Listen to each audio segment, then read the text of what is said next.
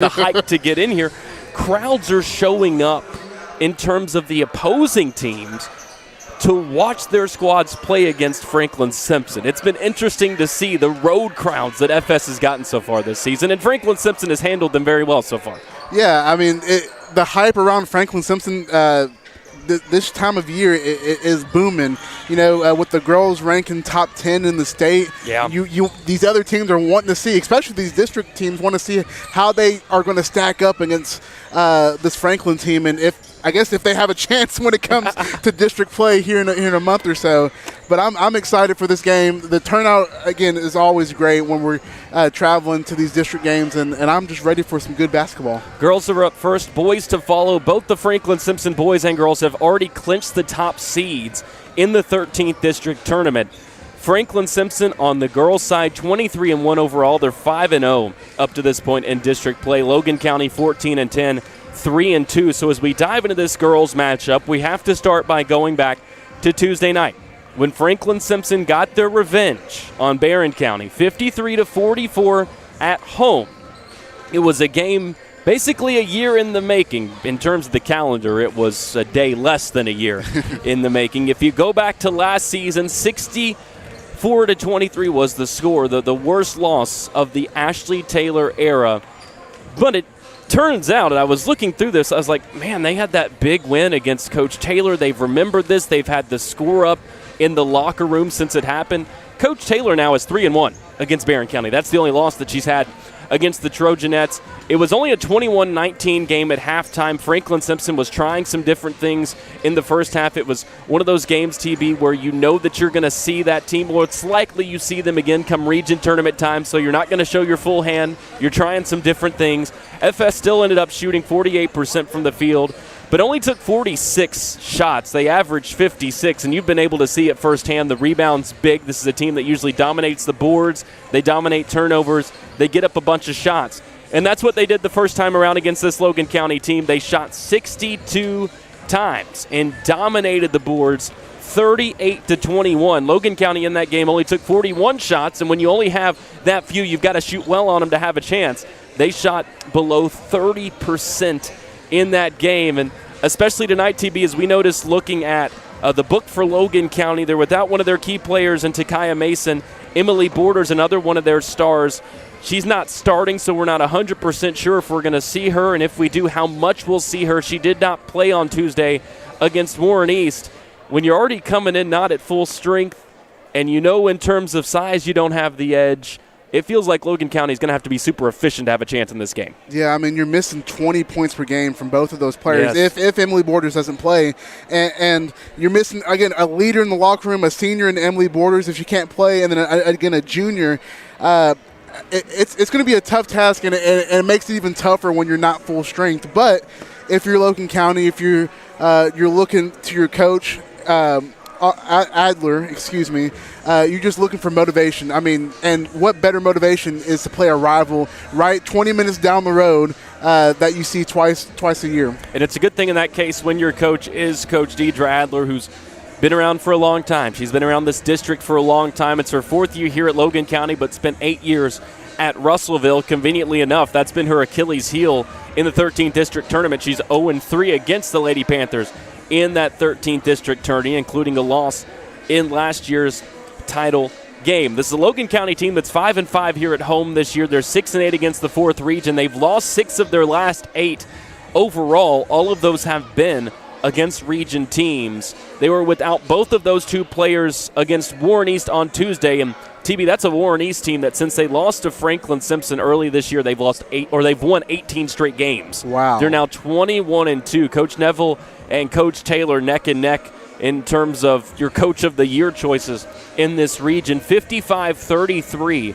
Warren East wins that game over Logan County, and the biggest reason for their recent downward spiral, even when Borders was playing, even when Mason was playing, when you look at that 8-game stretch, free throw shooting has been a huge issue. We knew that was their biggest strength over the last 5 games in particular. They're averaging less than 10 attempts per game. Coming into the first game against Franklin-Simpson, they were taking nearly 19 free throws per game on the season. That number overall has dipped down to 16.5, so that tells you how much of a dent the last 5 games have had on that number. In the game against Franklin-Simpson, they got there 15 times. The problem is they only made 5 of them in the Franklin-Simpson gym. 8th grader Brinley Adler, she is supposed to play. She was the only Logan County player in double figures, had 12 in that game. She and 5'11 junior Kyla Bilyeu had 6. So combine them together with their 18 points. They accounted for all but 4 of the field goals for Logan County. They were 8 for 19. The rest of the team was 4 for 22, which doesn't really spell well towards that equation of needing efficiency to beat Franklin-Simpson. And TB, let's say you're without Mason, let's say you're without Borders, or Borders is limited. If you're Franklin-Simpson and there were only 2 players that posed you a threat, I think you can pretty safely just key in on them and nobody else. Oh, for sure. And I mean, especially when you have all these Franklin defenders out here that's tenacious, you're missing ball handlers out there, you're missing your best players. And I mean, again, if you're Logan County, I mean, you have to be keyed in and not be afraid of the moment whenever you're missing these big players. We see, big time players make big time plays, yep. and that's all you have to see the whole game with Logan County. It's one of the best defensive teams in the state. Franklin-Simpson is. They give up just 36.4 points per game. That is up to 6th in the state of Kentucky. I'm going to ask Coach Taylor about this after the game. Whitefield Academy is number 1 right now in the state in terms of points allowed at 33. I wonder if she's got that number or keeping track of that number to try to get her girls to chase down the top spot in the state when it comes to what they're doing defensively. We're going to take our first break. When we come back, we'll take a closer look at the first matchup between these two teams. Continue to get you set for the girls matchup between Franklin-Simpson and Logan County, the first half of a doubleheader here at Logan County High FSLC. It's the 13th district finale for both squads. You're listening to Franklin-Simpson basketball on 92.3 WFKN.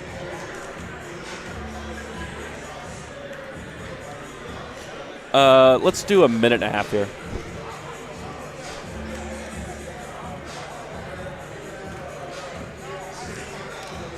It's not homecoming, is it? I'm starting to wonder.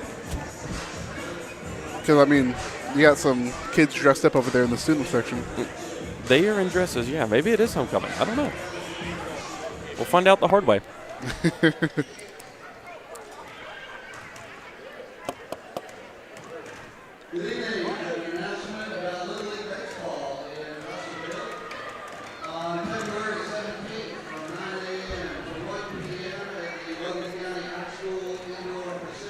If it is, I'm going to need you to talk a lot between games. Oh, yeah. That would be fun. That would be fun. We'll talk about the trade deadline. Ooh.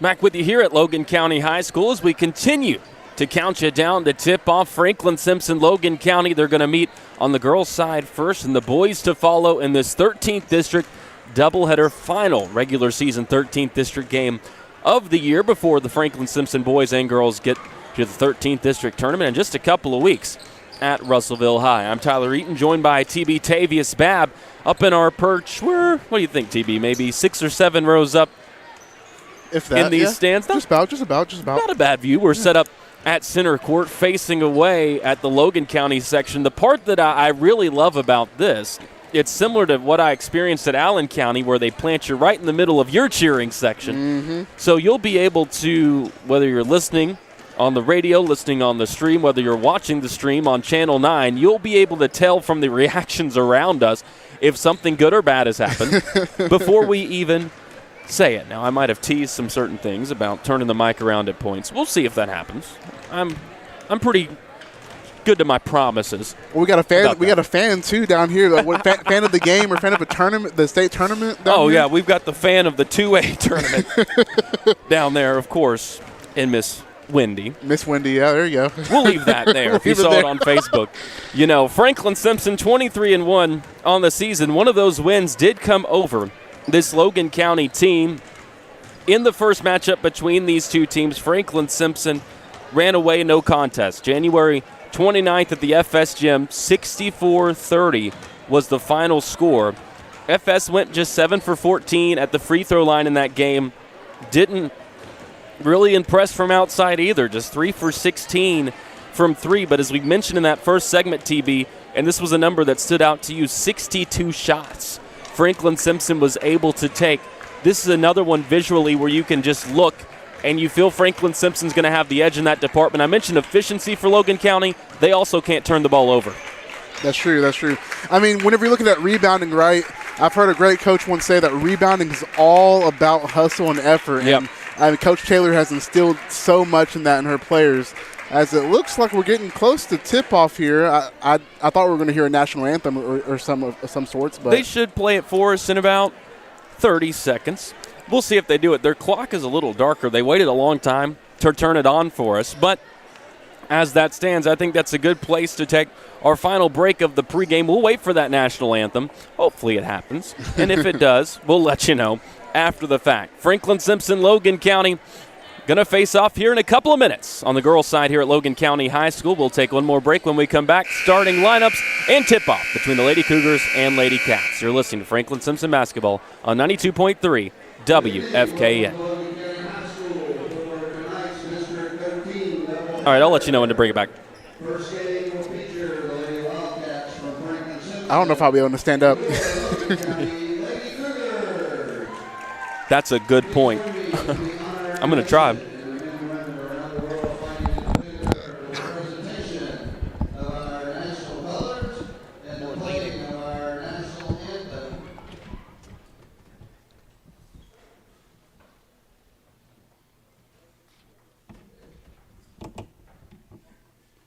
Commanding the color guard tonight is Cadet Command Sergeant Suarez, and First Lieutenant Lillian Henderson is carrying the national flag. Sergeant First Class Cecilia Reyes is carrying the Kentucky State flag. Rifle guards are Staff Sergeant Katie Fox, First Lieutenant Ian Hammond.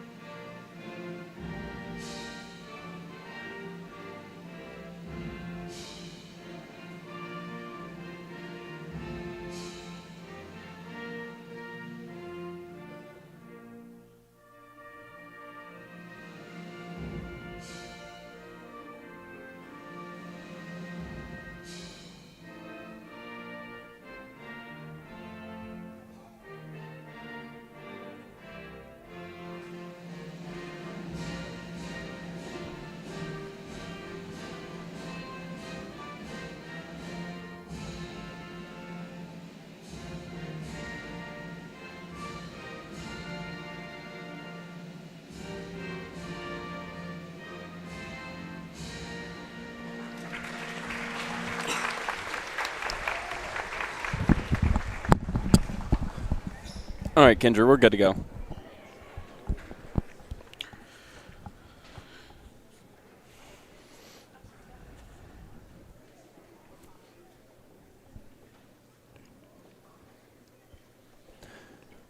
We're back with you here at Logan County High School as they not just played the anthem, but the colors presented here at Logan.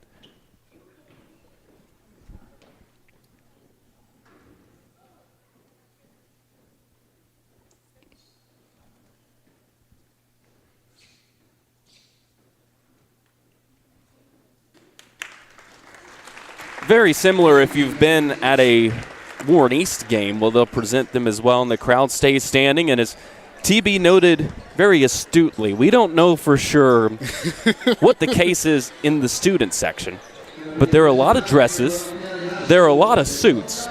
We don't know if that was just their theme for the night or if we've stumbled into a homecoming game.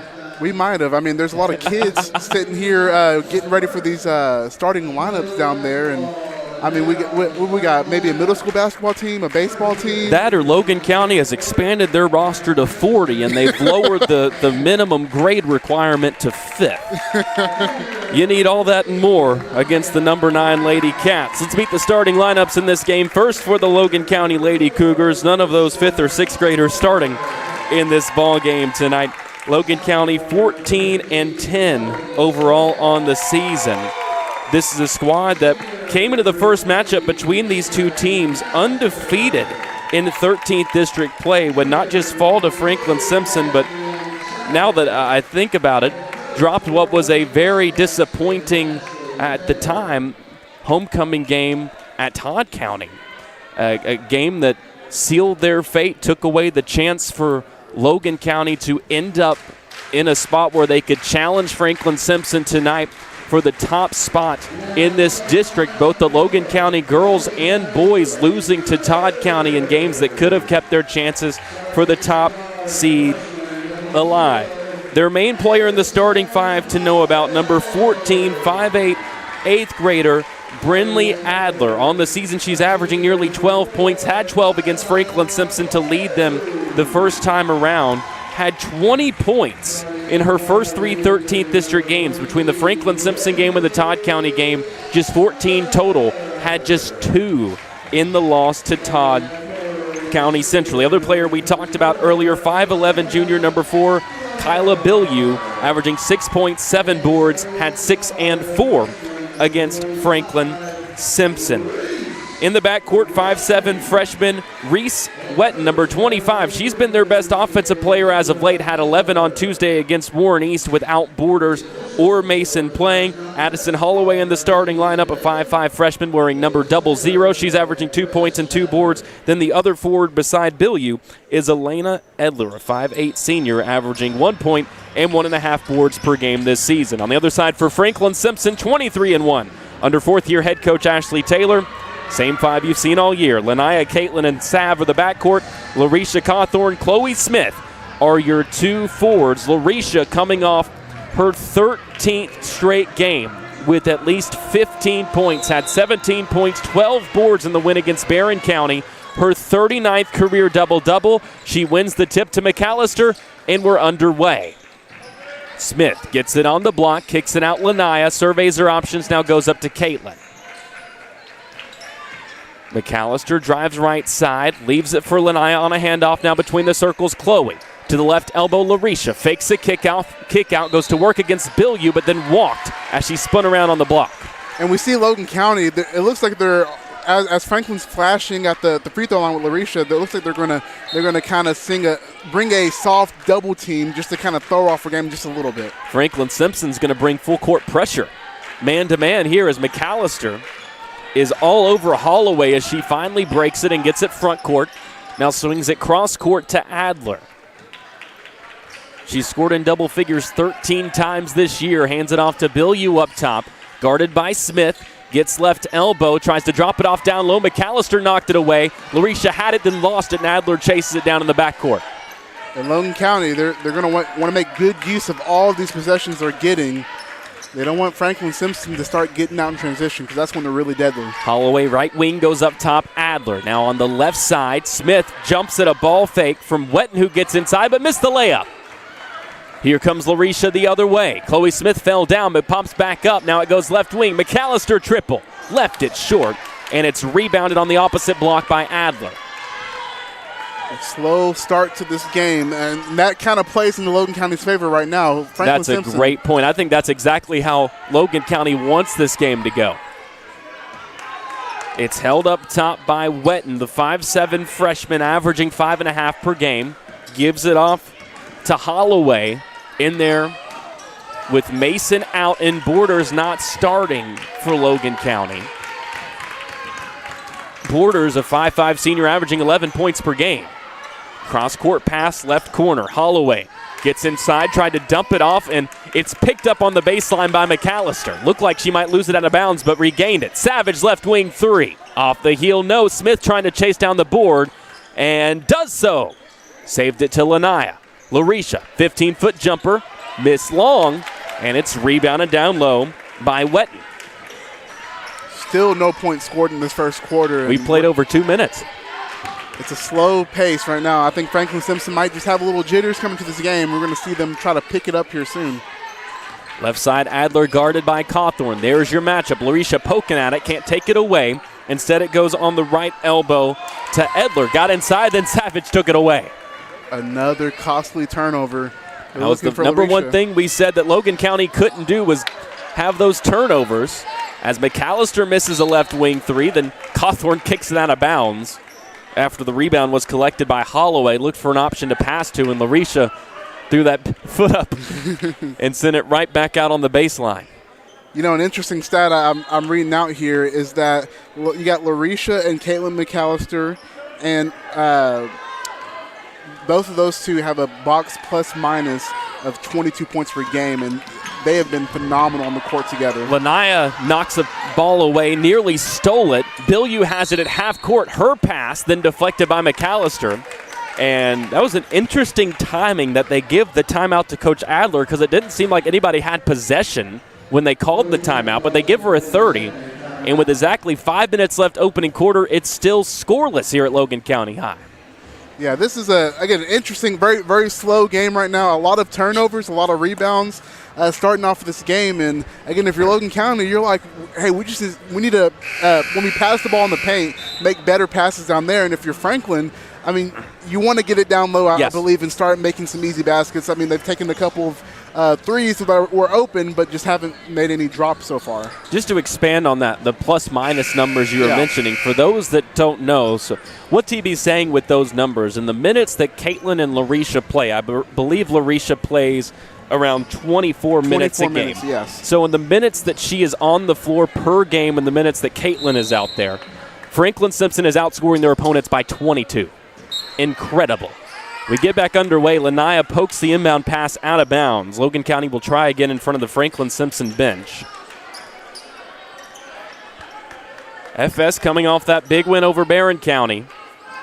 53-44 the final score as they knock off the Trojanettes in a top 5 matchup. Brown nearly got another steal, but Wetton controls it. Now goes right elbow to Bilyeu. Back out Wetton. Lanaya jumps at a fake. Now it goes into the left corner. Holloway wraps back up top, and they go to Adler on the right wing, defended by Cawthorn. Pass down low. Bilyeu controls it at the last moment. Can't finish over Smith. Got her own miss back. Cawthorn blocks it straight up. Left block rebound. Put back no good, but a foul called, and it's Elena Edler who will have 2 free throws. And now that is already just 5 different Logan County Cougars with a rebound in this game, and they're looking to take the first points of the game at the free throw line. 2 free throws on the way for Edler, who buries the first in Logan County with 4:32 left in this game against a 4:32 left in the opening quarter against a Franklin-Simpson team averaging 62 points per game. Logan County leads 1-0. Bends and fires the second left-handed free throw. That one misses long. Lanaya Brown with the board. Vanessa Ray and Nasia Nolan checked in as Ray gets it on the block. Gives it to McAllister, now to Smith. Back out top, Nasia Nolan takes a dribble, now gives it to Brown in the corner. Smith pops to get it between the circles. Drives left, kick out Nasia. Jabs right, gets a screen from Chloe. Now goes back up top, McAllister. Right side, Brown. Chloe pops up to get it top of the key. Had a great game against Barron County. Went 8 for 9 from the floor with 18 points. 2 off her career high, 1 off her season high. Caitlin, high-low to Chloe, but it's deflected and stolen away. Another Franklin-Simpson turnover. And again, another not being able to get a shot up is what's going to kill Franklin right now. And Logan County doing an amazing job on the defensive end. Adler gives to Bilyeu. She walked with it on the right elbow. Tries to go cross-court, and it's nabbed away by Lanaya Brown. Fast break opportunity all the way to the rim. Finishes, and 1. There's your first bucket. And that's exactly what you want to see. You want to see Franklin running in transition, Lanaya Brown hustling down the court and getting the and 1. She made that layup look tough, and she delivered. Had her 10th double-digit game of the season against Barron County with 12. Was 5 for 7 in that ball game. As just a 5'3" guard, she's top 40 in the state, shooting 56% from the field as she banks home the free throw. That makes the score 3-1. A low-scoring first quarter, but now Franklin-Simpson feeling themselves. Ray bats a pass and comes up with the steal. McAllister, right side, holds it. Now gives it to Chloe. Driving in from the top of the key, gets all the way to the right block and scores. And Franklin heating up the pressure. They're starting to cook now on the defensive end with a lot of deflections. Chloe has shown a lot more willingness to put the ball on the floor and drive it as we get another batted pass. Lanaya comes away with this one. She goes inside. Hard finish, but missed it long. I think just wanted the contact there. She looked for the contact, and sometimes as a offensive player, you want to make sure you get that basket and then play through the contact. You got to finish through it, not around it. Exactly. Ball is on the left wing, and important to note who has it. Emily Borders in for the first time. She tucks up a jumper, missed it badly. You think she wants to be back on the floor. As Smith had the board and then was fouled running in transition. They get that on Wetton. It's her first. That's the second on Wetton. Now they correct it. That shooting foul was on her. Oh, wow. So she's going to have to sit with 2 fouls.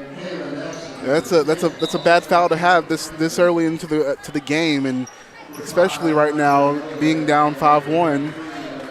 Franklin, we've seen them in the past minute now starting to kind of push the pace a little bit, start to play their speed of a game. And should note after that shot, Logan County immediately took Borders back out. Ray drives, kicks, Savage, triple. Missed it long, rebound tipped by Ray, but it's pulled down by Bilyeu. Uses a behind the back dribble, now leaves it off for Kaylin Nelson. Nelson, an 8th grader, making just her 6th appearance of the year, sends it over on the left wing. Now it goes up top to Bilyeu, guarded by Cawthorn. Kick out, right corner 3. That's Nelson, left it short, and Ray has the board on the baseline. Head up dribble across half court, leaves it for Nasia Nelson. Top of the key, Nasia Nolan. Now it goes to McAllister, right corner Sav on the elbow. Deep mid-range jumper, Cawthorn misses, and Adler has the board.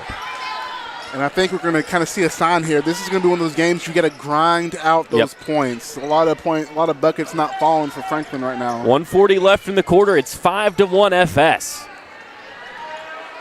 Had a slow start against Barron County. Only scored 21 in the first half of that one. As the ball goes on the right wing into the hands of Nelson. Now back up top, Adler. She's scoreless so far. Edler has the only point. Right side, we get a reach-in foul against McAllister trying to poke it away from Nelson. And I think that's her second, too. I believe so. And we got Lanaya Brown coming back into the game. And they're going to leave Caitlin in for now because Lanaya was checking in for Nessa. And then Coach Taylor realizes, Caitlin's got 2. And now Chloe Smith will take her spot. Chloe had 13 the first time around against Logan County, was 6 for 7 in that game. Larisha Cawthorn led the way for FS with 20 points. She scored at least 27 times this year. Right side, Aubriana Evans had it, then immediately lost it off the inbound. Another steal for FS. Nolan to Smith. Another driving layup, and they don't even contest it. Yeah, on that right side, again, the transition offense from Franklin is deadly. And when they're not getting into that half-court offense, they're great about pushing the pace and getting to the bucket. 7-1 with under a minute left in this first quarter. FS leads it. They've been doing what you said. Get the ball inside. Right side. Pass deflected as Nelson was trying to get it back up to Holloway. Now they go left wing to Adler. She's got Savage on her. Calling for a screen, it looks like from Bilyeu. Now Cawthorn instead comes to double team. The ball's thrown away and it's tipped by Nolan, picked off by Brown. To Larisha. Right block, 9-1 FS. And she said that was an one that she got fouled. I think we're seeing Coach Taylor, her greatness as a coach right now. A small adjustment, sending double teams to these ball handlers. Nelson gives it to Adler. She's double teamed by Brown and Savage. Runs into traffic. Tie-up call. Arrow will keep it with Logan County. And the Franklin crowd is getting into it. They're saying it's a walk.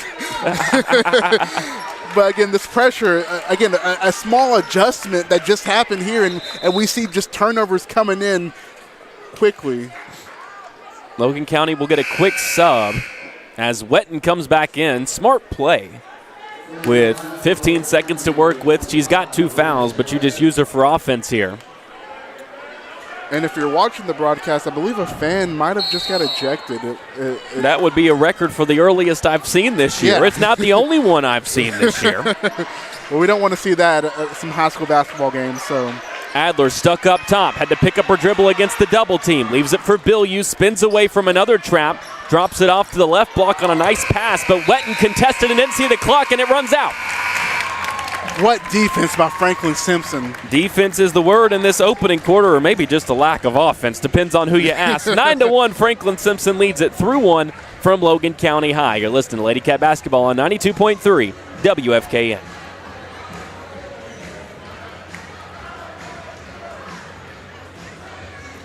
We can do a minute.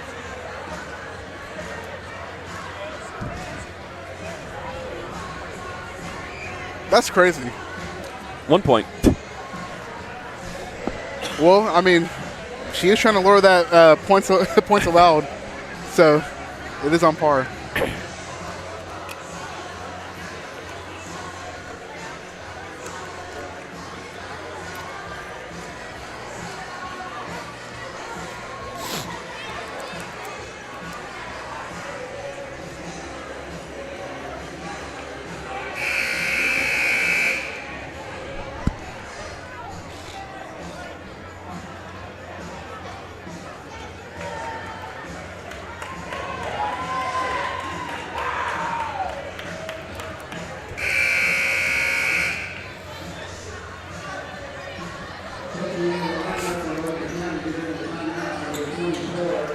Back on January 29th, Franklin-Simpson and Logan County were facing off in the FS Gym.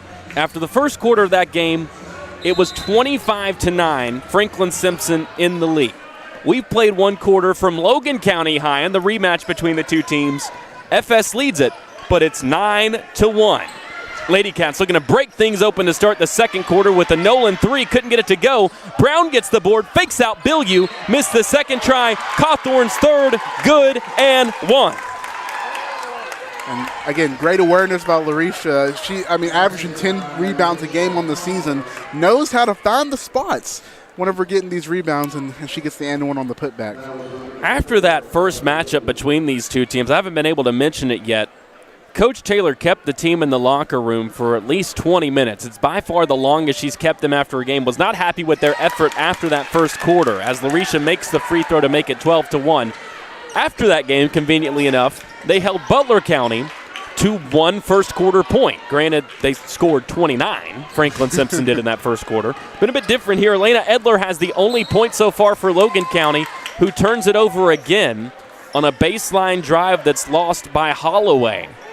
That's been the main culprit, really, for both teams. Turnovers, and for Logan County, TB, I think it's safe to say they've turned it over more than they've gotten shots up. Oh, for sure, for sure. And as Larisha drives under the basket, they are Franklin's doing a great job on defense, just forcing these double teams and turnovers. Cawthorn, right side, fakes the mid-range jumper, gets around Bilyeu and finishes with the left hand. That looks a little like Kareem with the left scoop right there. That was pretty nice. She might have learned that from Jaden Spears as Chloe Smith picks off a pass at half court, takes it herself. Another driving finish gives Chloe 6. Full timeout, Logan County.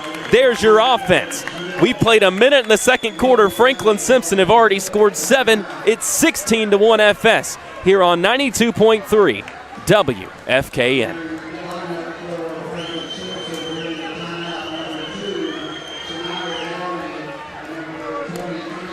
We can do a minute again. Well, that was quick. Yep. Our best offense is our defense. Oh, for sure, for sure, for sure.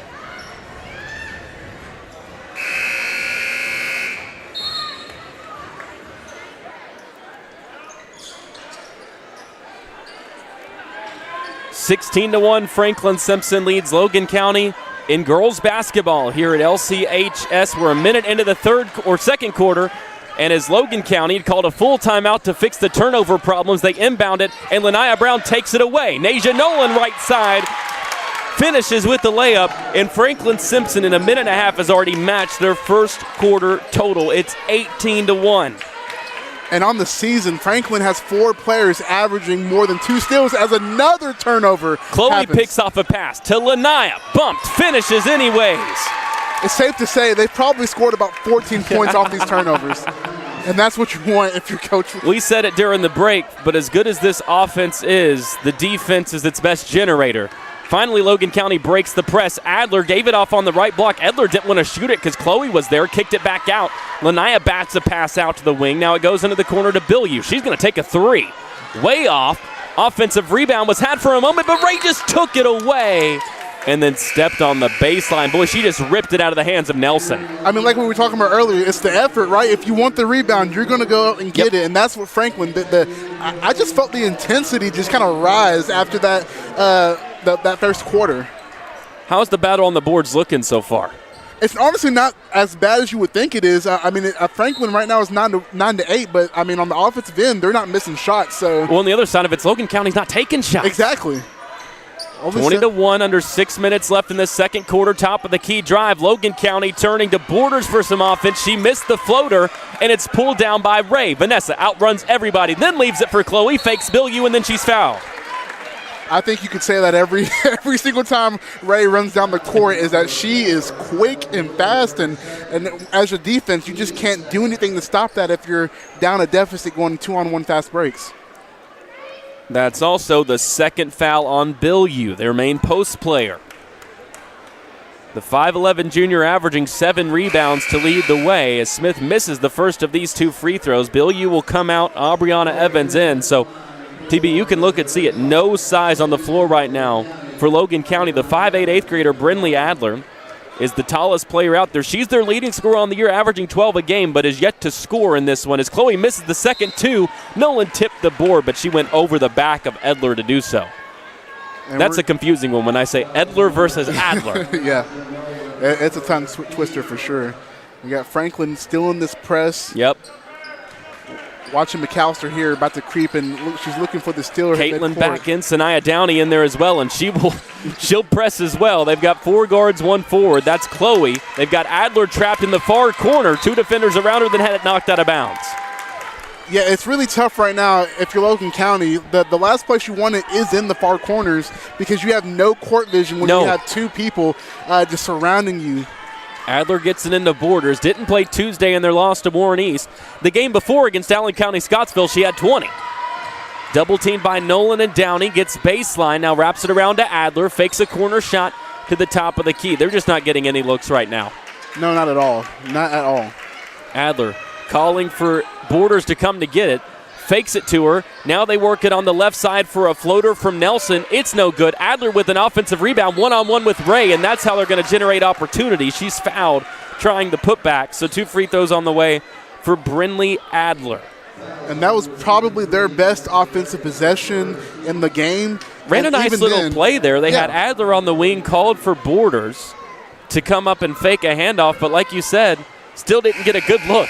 Yeah, I mean, it's still really hard to get a good look. And, I mean, that possession took about 30 seconds for them to find something decent to at least put a shot up on the glass instead of, just taking a wild shot, I guess. Adler makes the first free throw as Savage and Larisha come in. Downey and Chloe out. Adler's second is no good, rattled out. Larisha got the board, so it's 20-2 with 4:45 left before halftime. McAllister left side, Savage, triple, long, and it's rebounded on the wing by Holloway. Franklin-Simpson is yet to strike from deep, struggled from outside against Barron. They were just 1 for 8 after they tied their season high with 9 the game before. On the block, travel called. They went to Aubriana Evans, the 5'7 senior, and she took an extra step trying to hop back out to the free throw line. And this won't show up on the stat sheet, but it's the rotation of the Franklin players after sending the double team to be able to have that speed to get back and get your defense set up the way it needs to be is what caused the turnover. Caitlin left wing to Ray. Now they go down low. Cawthorn double team. Kick out. Nolan. Looked like a nice ball fake. But they're going to get on the way to the lane in offensive 3 seconds. I don't know if they got Vanessa or Larisha. Risha's trying to figure it out. Now she says, my bad. So I think that gives away who it was on. There you go. We're halfway through this second quarter, 20-2 FS. The pressure. Wild pass, batted back into the backcourt by Cawthorn, and it's chased down by Edler. Right wing now, Holloway guarded by McAllister. Franklin-Simpson not trapping right now. They're going man-to-man, and TB, they don't even have to trap as Nelson dropped the pass out of bounds on the far side. And Logan County, I mean, you can see the frustration right now in their faces. They just can't, they have no breathing room to even make a simple pass right now because Franklin is just hounding them on the defensive end. Vanessa Ray comes out. Lanaya back in, gets a screen from Cawthorn, top of the key, crossover dribble, slips inside, missed the layup long. Larisha with the board, and they call off the layup try. Are they going to get a foul on Larisha going for the board? She's at the line. I don't know how that was an and one. They call it on the floor on Edler. I mean, Larisha caught that thing, fired up the shot. The foul wasn't called until after she made it. Savage is going to try to get three anyway and does. They're like, if you're not going to give us two, then we're going to get our three the hard way. That was one of the most roundabout ball don't lie I've ever seen. 23-2, Sav makes her 108th career three after making her 50th of the season against Barron County on Tuesday. She's shooting 45%. That's fifth best in the state. Cawthorn all over Adler. Tipped her pass, but it still ended up with Edler on the block. She tries an extra pass to Adler down low. Then a foul is called on the floor against McAllister. And that's her third. I mean, the defense is smothering. They might get a little too aggressive there, but I mean, if you're Franklin, I mean, unless you get into foul trouble, which I guess she is a little bit. I don't think there's such thing as too aggressive to this defense. Oh, for sure. Inbound pass is a wild one to the right elbow, but it's pulled down by Adler. Then she throws it away to Lanaya Brown. Lanaya gets ahead of everybody. Push from behind, finishes through it, and won again. I've seen her score so many fast break points off of her stealing the ball, running down the court herself, and putting it in the basket. I mean, she is a phenomenal player when it comes to these transition buckets. She and Vanessa, and there are so many players on this team who this applies to, because I was about to make the statement, then I realized this applies to Lanaya, Vanessa, Larisha. We've seen Chloe do it. You've got so many one-girl fast breaks on this team. They can get it and score. As Lanaya misses the free throw badly, but Larisha gets the board and she turns around and finishes. I wasn't sure that hit the rim for Larisha to be able to put it back up and in, but they ruled that it did. Coach Adler's arguing it didn't. Regardless, it's 27-2 FS, 2:50 left before halftime. I'm still not sure that ball did hit the rim, TV. Yeah, I'm not for sure. I'm really not for sure. And I mean, I guess Coach Adler would have a case for that. But isn't it amazing? The first quarter ended 1-9. Wow. And now it's 2-27. They get a foul on Larisha on the far side. Her first. Both teams now with 4, so they're both in the bonus for the final 2:42 of this first half. Brown nearly had another steal, but Wetton got it back. Goes down low. Bill she bobbles it. Tries to leave it on the block for Adler. Stolen away by Cawthorn. Up ahead, Lanaya. Free layup. Finishes. What an amazing pass by Larisha down there. That was a great outlet pass to Lanaya. She's been working on those. Lanaya and Larisha both have 9. Cawthorn deflects the pass, has another steal. To the right block, Lanaya. That was a great pass. Left wing, right block, easy layup. Timeout Logan County, 31-2 FS with 2:14 left before halftime. Franklin-Simpson have already scored 22 in the quarter. Wow, that is amazing. I mean, how many times are we going to say a pass deflected, a pass tipped, a pass stolen? I mean, it's not even the second half, and I feel like we've said that about 10 times this game. We don't get to talk enough with all the things Larisha does about her passing. Because I was looking through those numbers that you had referenced earlier, and Larisha is second on this team in assists. Wow. Doing it out of her forward spot while being the leader in rebounding, blocks. Well, she's up there in steals, her and Lanaya. And to lead this team in assists, and against Barron County, I was watching that game from home. Again, a big thank you to Brian Talley for filling in Franklin-Simpson found their rhythm with Larisha on the elbow or on the wing, and whether it was Chloe Smith on the block, a cutting guard. When you're that tall and you've got that kind of vision, especially at the high school level, opposing teams can do nothing about it. It is so hard to guard against that because, I mean, if you have a talented passer like that, what can you do when somebody can throw it over you? Logan County had a right block layup missed by Adler, and second opportunity thrown up by Holloway misses as well. Broke the press and had some chances but could not convert. Franklin-Simpson still up by 22. Down low, Brown's layup is blocked by Billieu. Risky play with her 2 fouls. Logan County got the board, tried to throw it up to Adler, and the young 8th grader's face says it all. Just pure frustration as it's thrown over her head into the Franklin-Simpson bench and out of bounds. I mean, Logan County is just rattled right now, and rightfully so. I mean, the run that Franklin's gone on, it's hard to kind of get out of that slump that especially when you did pretty well defensively in the first It was quarter. 9-1. It was 1-0 Logan County. So to spin it around and say it's 31-2, but you were up 1-0 about halfway through the first quarter. As Nolan misses a right wing 3, the rebounds tipped around by about 3 people, and then it ends up in the hands of Nelson, the 8th grader for Logan County. Defense has not been the problem. No, not at all. Left wing Holloway now goes up top Evans. Right side Nelson hits a cutting Edler. She just throws one up, and they call a foul. They get it on Lanaya. And it'll be 2 free throws for Edler, who has one of their 2 points so far. You know, you mentioned in the pregame that they were looking. Franklin was looking to kind of bring that points allowed average down, and if they keep this pace up, I mean, that average is coming way down, and they can make a run for first in the state. Edler misses the first free throw. We've got 1:12 left before halftime. It is 31-2. Franklin-Simpson is the second one. Looked like it was going to bank in, then it looked like it was going to rattle out, hit the backboard, the rim, the backboard again, and then finally fell in. 31-3. Sounds like a rap song. Brown drives left, hands off to Savage as we tick under a minute left in this second quarter. Screen from Chloe, set for Lanaya, up top Sav. Right side Ray. Fakes left, drives right, gets inside, splits 3 defenders and finishes. And that was some amazing ball control. You see her taking the ball and spinning it around her head in a way to not allow the defenders to deflect you. First bucket for Nessa makes it 33-3.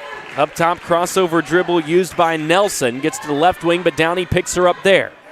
Now up top, Holloway, 33 seconds. Adler, left block. Layup went all the way around, bounced out. Rebound was had for a moment by Smith. She lost it. Logan County now throws it away. It's just long. I think it was Evans near half court.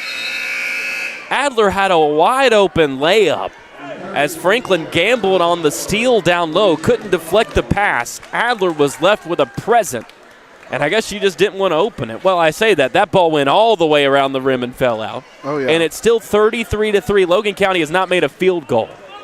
Brown to Cawthorn, slipped a screen, lost the pass but saved it outside to Savage. 10 seconds left in the quarter. Ray, baseline jumper, way long. Rebound goes out of bounds off the body of Holloway. And back on that last Logan County possession, I mean, that was probably the best look that they have by had. far. I mean, Kaylin Nelson, a great pass. Ray inbounds to Smith. She lost it on the way up. Larisha lost her putback try. Logan County chases it down, and that'll do it for this first half. 33-3, Franklin-Simpson. It was 9-1. After the first quarter, the offense has come to life, sparked by the defense. Logan County yet to make a shot. We'll take a break. When we come back, we'll take a look at the numbers from this opening half, and we'll also talk a little bit about the boys' game to follow here from Logan County High. It's a District 13 doubleheader. Franklin-Simpson and Logan County. So far, so good. The Lady Cats lead it 33-3 at halftime. You're listening to Lady Cat Basketball on 92.3 WFKN. Let's do 3 minutes here.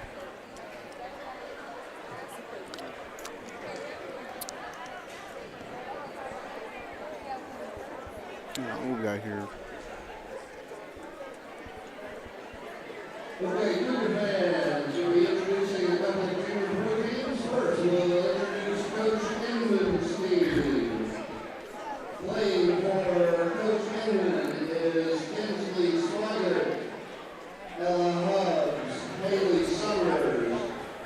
Bella Bush, and Michelle Douglas, Cadence Baker, McKenna Bush, and Sophia Inman. Now introducing Coach Powell's team.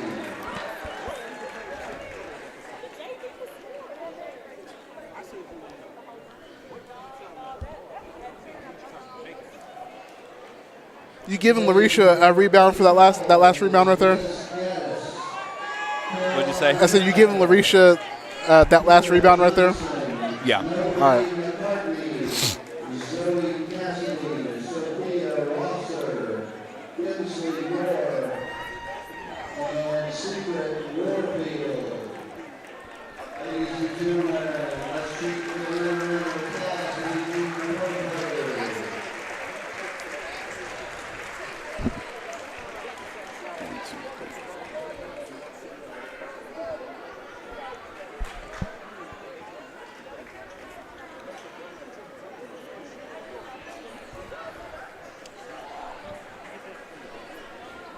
Now introducing the 2024 Logan County High School track and field team for high school and middle school.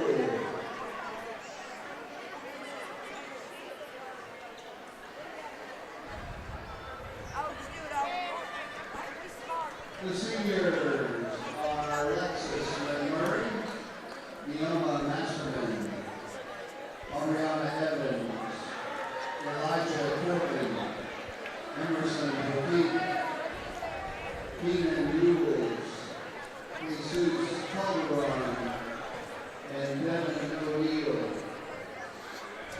The juniors are Julia Aquino, Marina Leal, Oh, man. Madison Connolly, Aspen Ezel, Ella Lawson, Hunter Holloway, Jaron Jefferson, and Ezekiel Weigel. The sophomores are Nia Scipio, Garrett Lawson, Wyatt Back with you here at Logan County High School, and if you were with us before the break, I promise you heard us correctly. Your score at halftime, Franklin-Simpson 33, Logan County 3. I'm Tyler Eaton, joined by TB Tavius Babb. And TB, I referenced this at the end of the first quarter. I said when it was 9-1, you could either blame that on good defense or a lack of offense. The 3 points on the board right now for Logan County give all that credit to fantastic defense from Franklin-Simpson so far. It has been locked down, and you referenced this. There are times where they brought the trap. There are times where they've laid back and played man-to-man, but the pressure and the effort that you talked about coming into this ball game, that has not wavered. And TB, I'm going to make a bold guess here. I don't think that this team forgot that talking to they got after the lack of effort they had against Logan County the first time around. I feel like that stuck with them for this game. Oh, yeah. I mean, if you're any team, any basketball team, any team in sports in general, there are always things that will motivate you. But when you have a coach that can galvanize you to play with such an intensity that, I mean, we know that Franklin-Simpson, they're the better team against Logan County. Even Logan County missing a player, we kind of knew that coming in. But when you have a coach that can galvanize your players to play like this is a state championship game, night in, night out, and like you said, that talking to they got probably added on to some bulletin board material for them. If you're just joining us and you didn't hear me tell this story earlier, these two teams have met already this season at Franklin-Simpson High School, January 29th. The final score was 64-30. Franklin-Simpson played an excellent first quarter. 25-9 was the score after one. But Coach Taylor was not happy with her team's effort the rest of the game. And they stayed in the locker room after that game for at least 20 minutes. It's the longest that I've seen them stay in the locker room after a game. The next game after that, they came out against Butler County and outscored them 29-1. That's a Butler County team that is the top team in 3rd Region District 12. In this second go-around against Logan County, Franklin-Simpson gave up 1 point in the first quarter again. The 3 points allowed in the first half is a new season best, 33-3. And in case you're wondering, in that Butler County game, Franklin-Simpson set their low number defensively. They gave up 18 points. We'll see if they can top that here tonight. Taking a look at the numbers, first for Logan County. 3 points, 2 of them come from Elena Edler. She goes 2 for 4 at the free throw line. Brindley Adler, their leading scorer on the season, had 12 against Franklin-Simpson the first time around. Went 5 for 10 from the field in that game. She has a point. Split a pair of free throws. And it wasn't like she got all her points in garbage time the first time around. Had 4 quickly in the first quarter. Kyla Billieu had 6 points in that game. 4 of hers came in the first quarter. She's been in foul trouble so far in this ball game. Senior Emily Borders, double-digit scorer for Logan County. We didn't know if she'd play. We didn't know how much she'd play. She hasn't played too much in this ball game. I'm wondering if she starts this second half for Logan County now that they've seen her out here a little bit, because when she's been out there, TB, she's yet to score. But give credit to Border. She's at least tried to spark some offense when she's out there, and her and Adler are their best combination by far. By far. And, I mean, yeah, I guess it would depend if the type of injury. I don't know if you mentioned the type of injury she has. I mean, we might not see the rest of the game, too, because, again, this we don't know if it's injury. It could be illness, because she and Mason were both out. Takaya Mason, who's averaging 9 points per game. They've got a trio of scores, Adler, Mason, Border. Mason and Borders did not play against Warren East Tuesday at all. Borders active tonight, did not start, but we've seen her play. She's missed a couple of shots. Presume, and I guess that you factored this in too, how much do you roll her out there when it's already 33-3? Tough spot. It is a tough spot, and again, you're gearing up for district play, this district tournament. Yep. I mean, if she is hurt, if she is injured, you don't want her. You want her fully healthy going into district play, because that's when it all matters. There, I mean, we can't imagine the comeback from tonight the way Franklin's been playing. But I mean, if you're Logan County, you're looking ahead to the future, and you want to put your team in the best position when it comes to that tournament. The scary part, if you're Logan County, is Franklin-Simpson's best quarter traditionally this season has been the third quarter of games, and then they've usually coasted through the fourth.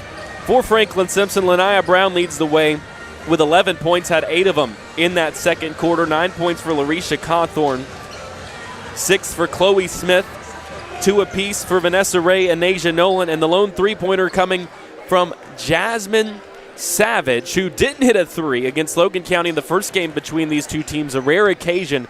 That's happened this season. Franklin-Simpson have played 24 games coming into tonight.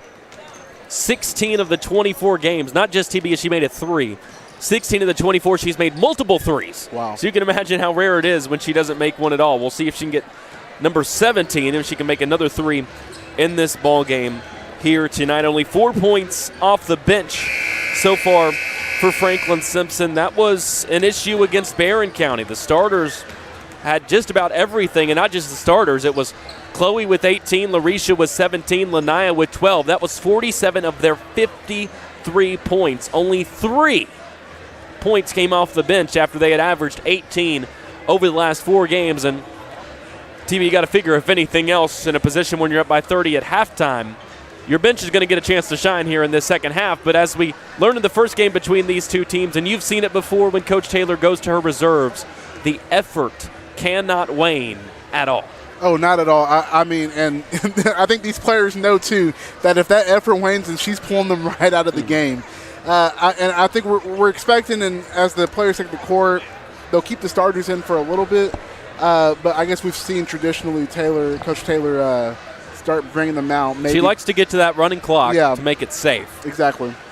The other side of things, and we saw this against Russellville in the home game against the Lady Panthers last week. I'm interested to see if we see it again. Franklin-Simpson had already secured the running clock at halftime of that game. It was 55-12. And in the second half, they started platooning. It was 5 on, 5 off, 5 in, 5 out, and it wasn't even always the same 5. We'll see if Franklin-Simpson does that again. And as we get this second half underway, TB, it's Logan County ball, and look who's in there at point guard, but Emily Borders, hoping to spark that offense a little bit as we played a half of basketball and Logan County is yet to make a field goal. Can the Lady Cougars change it here? We get the second half underway. Bilyeu sets a screen up top, and immediately Smith pokes it away from Borders and out of bounds. And that was a rough screen right there, but it was. Good defense played. We know that Coach Taylor is having their ladies prepared right off of these breaks. Borders gets it into Wet, and surprising she's scoreless so far, has been one of their main offensive engines over the last 3 or 4 games. Up top, Bilyeu. She drives against Smith outside. Shot fake by Holloway, kicks it out to the corner. Adler rattles home a 3. And that's what they need. They need a spark, and they need some points to put up on the board. That's their first field goal of the game. It took them 16.5 minutes of game time. On the other end, they get a steal. Pass thrown away. They go back to Adler, right wing. Thought about a heat check. Instead, gives it off in the corner. Holloway drives, leaves it for Wet, and had a good look, TB, from about 8 feet and didn't take it. Well, I mean, when you got Larisha down there in the paint, I mean, you're kind of have your head on the swivel trying not to get blocked by her. 12th three-pointer of the season for Adler. She's their best percentage shooter.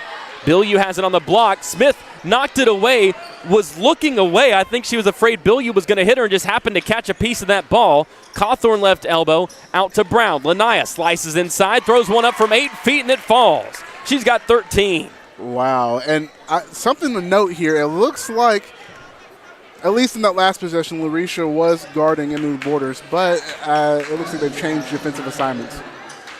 Right now she's out on the wing against Wetton, was switched into that. Now it goes to Holloway outside Adler. Nearly lost it, but collects it on the sideline. Ball goes up top. Holloway defended by Brown. Now left wing Bilyeu into the corner. We've played a minute and a half in this second half. It's 35-6 FS. Ball goes down low to Adler. Double teamed, initially guarded by Brown. Larisha came in to trap. Risha wanted a jump ball called. Instead, they get a reach-in foul. I thought jump ball probably was the correct call, but they call a reach instead.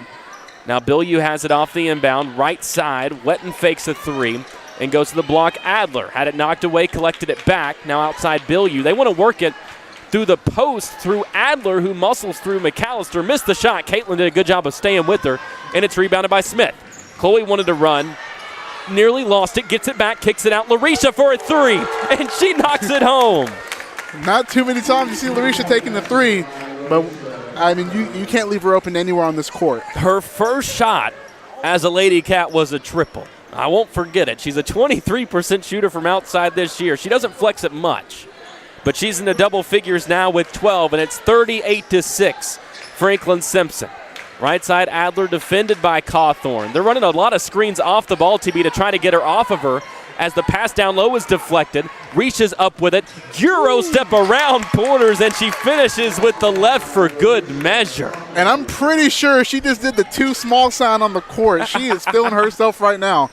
Here's the thing. She can do that to most anybody because quite literally they're too small to guard her. Borders flips one up and banks it home. Her first bucket of the night. And that's some points scored for Logan County as they desperately needed to start scoring. They've already scored 5 in the quarter. They only had 3 in the first half. Smith lost it on a drive, and it's out of bounds back to Logan County. The officials are going to discuss. This might get changed to Franklin-Simpson ball. It is. I thought it was knocked away. As Chloe and Lanaya come in. Vanessa Ray. And as the announcer said, Naja Nolan, and Naja put her finger up on her ear as Nessa got the inbound, missed a jumper short. That was hilarious. And it's rebounded by Adler. Naja always reacts. She waits to see how the announcer is going to say her name, and then she'll react to it every time. You got to imagine she's gotten used to it.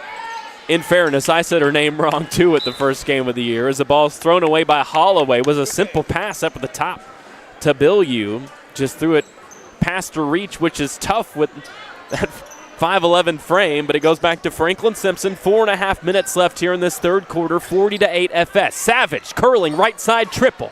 Off the front of the rim, Ray skies up to get the board. Put back try, miss long. Reaches second chance, misses short, and it's rebounded by Logan County. Good attempts right there, but sometimes they just don't fall. Logan County, they need to generate some more offense here. Bilyeu gives it up on the right side. Now they go down low. Adler, kick out. Bilyeu, top of the key, 3. Misses, but it goes to the right block, and it's rebounded by Logan. Out to Adler, step back, triple. That one misses as well. Nolan gets the board. Dribbles right hand to left, picks up her dribble, now gives it to Savage. Jasmine fakes a three, gives it to Nasia. Now left side McAllister. Looks on the baseline, Ray. Kick out Nasia. Make one more pass to Sav. She does. Triple. Missed it off the right side of the rim, and Bill U has the board.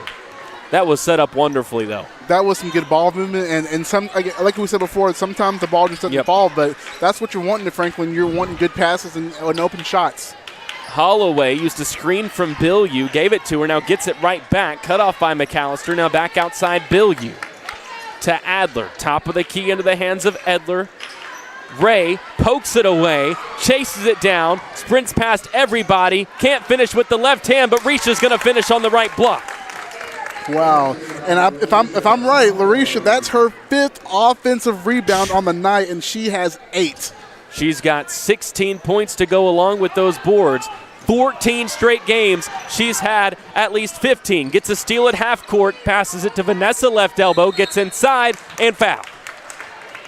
Wow, Larisha is working right now defensively, offensively on the boards, making passes even whenever she's losing the ball, and Franklin-Simpson's on a roll right now, 42-8. And they're a point away from enforcing the running clock. 2:54 left, third quarter, as Ray sends up the first free throw, and it gets the bounce. We had a mass substitution coming in here. Sanaya Majela Lanaya in, Larisha Caitlin Savage out. So notice this, TB, no forward at all. Lanaya and Nasia were the ones to stay in, or excuse me, Vanessa and Nasia. As Nessa makes both free throws, the running clock is on for the rest of the way. And I wonder what Logan County's going to do as far as keeping maybe some of their starters in or not. Bill U gets it down low, lost it. Looked like she walked before she did. Ball goes on the floor and we get a jump ball called. We got some good sportsmanship from Franklin helping out with one of the Lady Cougars. And TB, you tell me I'm crazy. Vanessa made both those free throws, correct? I believe she did. They haven't updated the scoreboard for the second one. Which the second one went through a lot more convincingly than the first one did. So we'll see how that plays out. It's really 44-8 as Ray gets inside. Nice hop step, but couldn't finish. $1 million move with a 10-cent finish. And it's rebounded down low by Nelson. Pass it around a couple of times. Nessa goes for another leaping steal, and this time collides with Evans for a foul. And now we get that score updated. Vanessa's still down. Was a hard collision. Well, when you're going 24 miles an hour, I mean, she again so quick. Sometimes you don't see where you're going. And is it something mass and acceleration? I've forgotten all of that. That's a long time ago. But Vanessa's got the acceleration part of it down. Oh, for sure. And I know that leads to a collision. She'll check out as Caitlin comes in, so they're sticking with the 5-guard look here, which they can afford to because Bill U's not out there for Logan County. Butler picks off a pass on the right wing. Cuts to the left side. Stops trying to Euro, but took an extra step. That was a James Harden NBA Euro with a little 3-4-step shuffle. We tick under a minute left in the third quarter, still 44-8 FS. You know, sometimes it's really good to be a basketball fan, you know. Even when a game is a blowout like this, just to have fun and enjoy moments like that is awesome. Right side, Evans cut off by Nolan, has to go to the top of the key. They want to go elbow Adler, but it's overthrown to McAllister.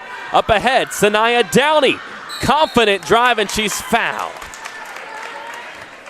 Another steal, another turnover by Logan County.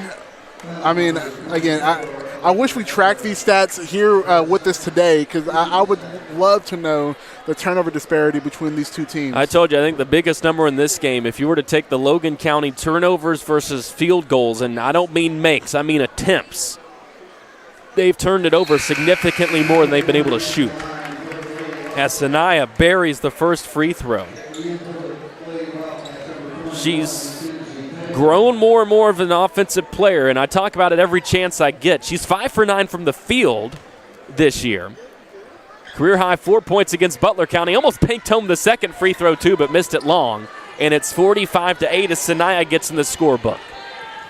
And I think this is why we see Franklin's points per game and points allowed per game is so good, is of all the turnovers and the offense generated off those turnovers. Left corner, time's about to run out in the quarter as Nelson just has to hand it off to Adler, and they've got nothing doing.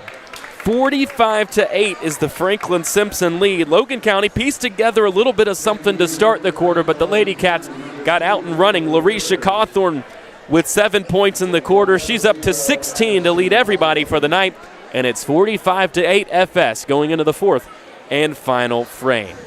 You're listening to Lady Cat Basketball on 92.3 WFKN. We can do a minute again.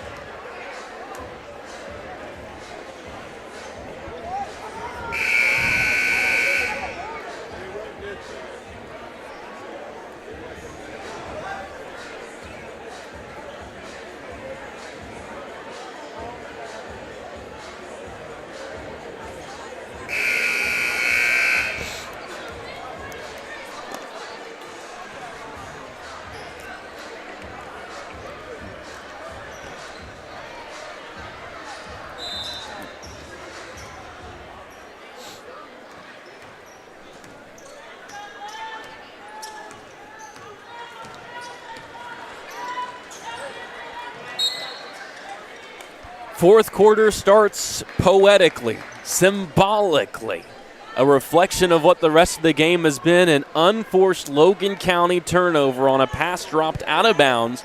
Franklin-Simpson gets it back up 45-8 here at Logan County High School in the 13th District. Finale for Franklin-Simpson as Talia Spencer in the ball game got it on the elbow for FS and walked with it. She and Mackenzie Taylor out there with Majayla Butler, Sanaya Downey, and Lanaya Brown.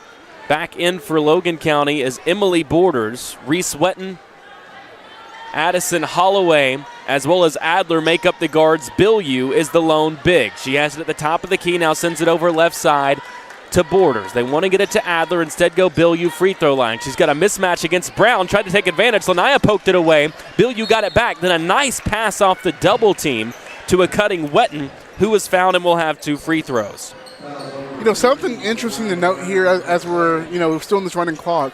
That's about the third time Lanaya has been on their forward, and she's played very well against them when the ball's down low. She knows how to use her body against her, and has caused them either bad passes or tip balls or just things of that nature, and done well. She also knows at that point, let me try to knock this ball out of here. Wetton makes the first free throw, fires up the second, and it rattles home. 45-10 FS, and about to say it, Logan County now bringing some of their own full court pressure. Brown breaks it with ease, gets to the right block, left the layup short, and Spencer knocks the rebound out of bounds. That's typically why you don't press FS. Especially Lanaya, she is great as a downhill scorer as she subbed out of here.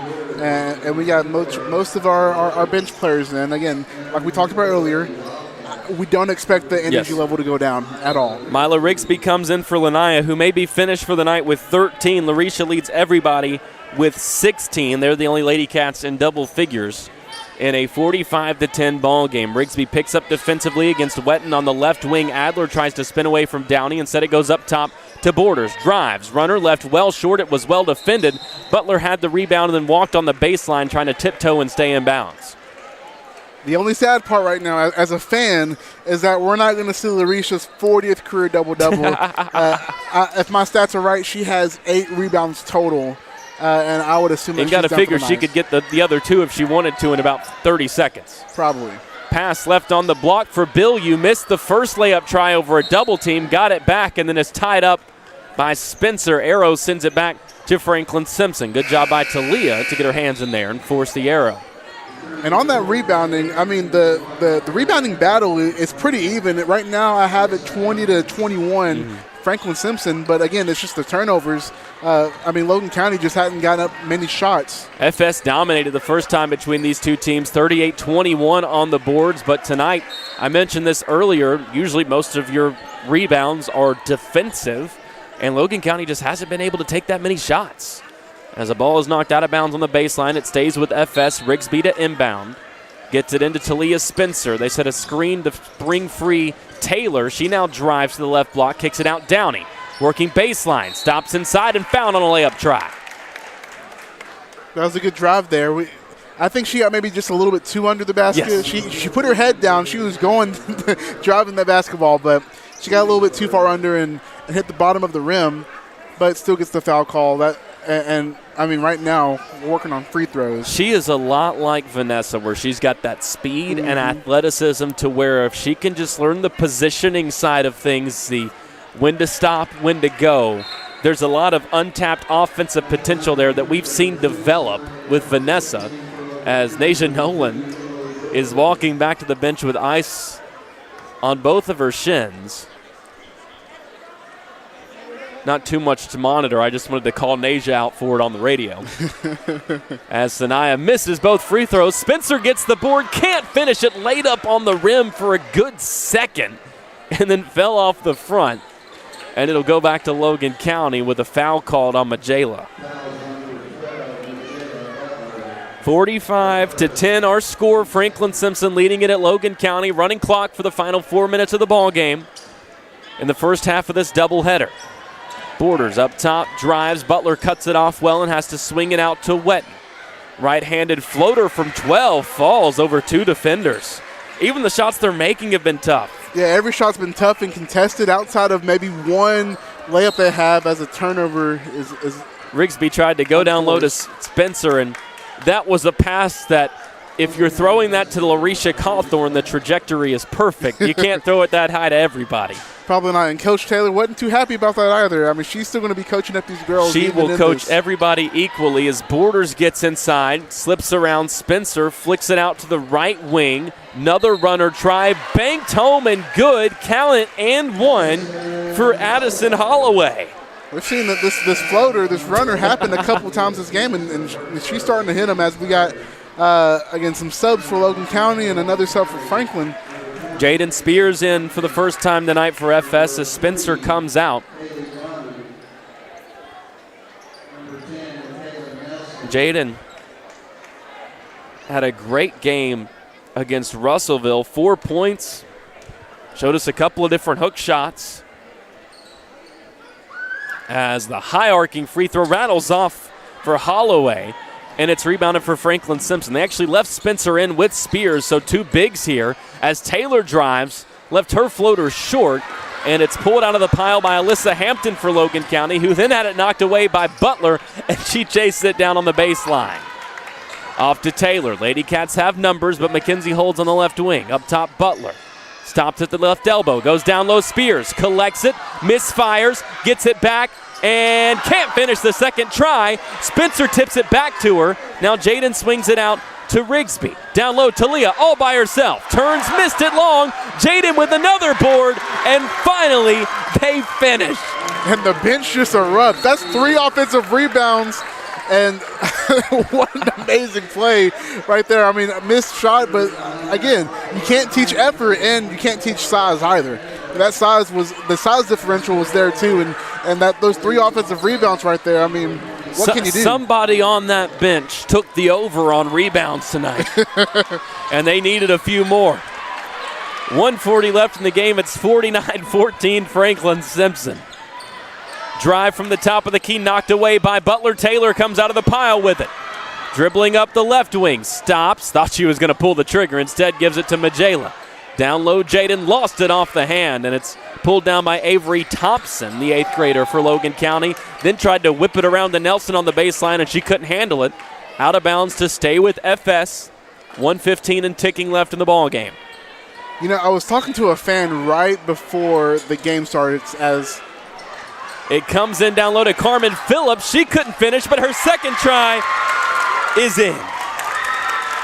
But again, I was talking to a fan right before the game starts, and he hasn't seen too much game from either of these teams, but in the warm-ups, he looks at both teams and he says Franklin-Simpson has that chemistry. Yes. And you can see that as the Franklin bench right now is still fully invested in this game, and it's 51-14. I've talked to these girls. They said this is what they get most excited for, as Butler knocks one out of bounds into the Logan County bench with 30 seconds left. 51-14 is the Franklin-Simpson lead. Probably the final possession here for Logan County. We'll see how they use it. Hampton holds it up top, drives right. Gets to the elbow, had her shot blocked. Taylor with the board. Now she's tied up. They'll call a jump ball. Arrow will keep it with Logan County. They keep the clock running through the jump ball. So that will just about do it. Logan County gets one more inbound. Butler gets another steal for good measure. And the ball game comes to a close. It was a slow start for Franklin-Simpson, but the defense never wavered. A new best on the year for points allowed. 51-14, the final score. FS takes it at Logan County, moving to 24-1 overall in the season, and they finish the year a perfect 6-0 in 13th District play. We'll take a break. When we come back, we bring you all the numbers from this one. We chat with Coach Taylor and whoever she's able to find a way to bring with her up here to our unique spot. 7 rows into the middle of the bleachers on the Franklin-Simpson side. The good news regardless, Franklin-Simpson winners 51-14. You're listening to Lady Cat Basketball on 92.3 WFKN.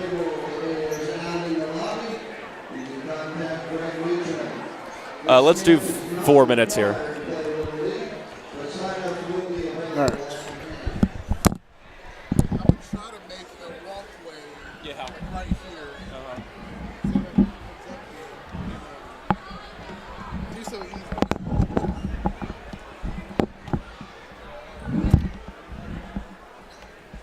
Yeah, I think it's homecoming, man. It's looking like that's it's definitely homecoming.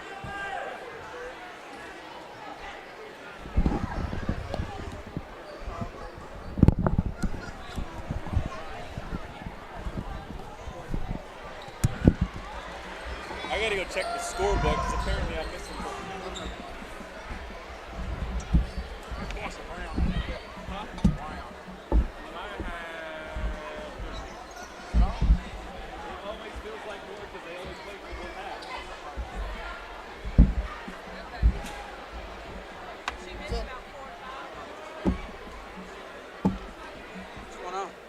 Nothing. Same old, same old. All right. Always working. What? What? You got something to say? I know. All right.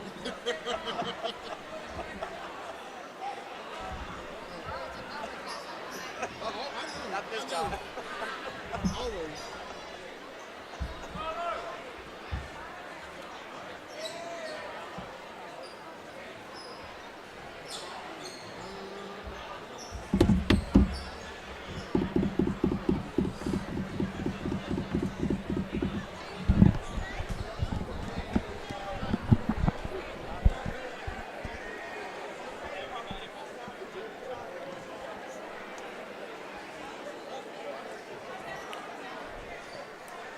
Honestly, the best way might be to just have them stand right here.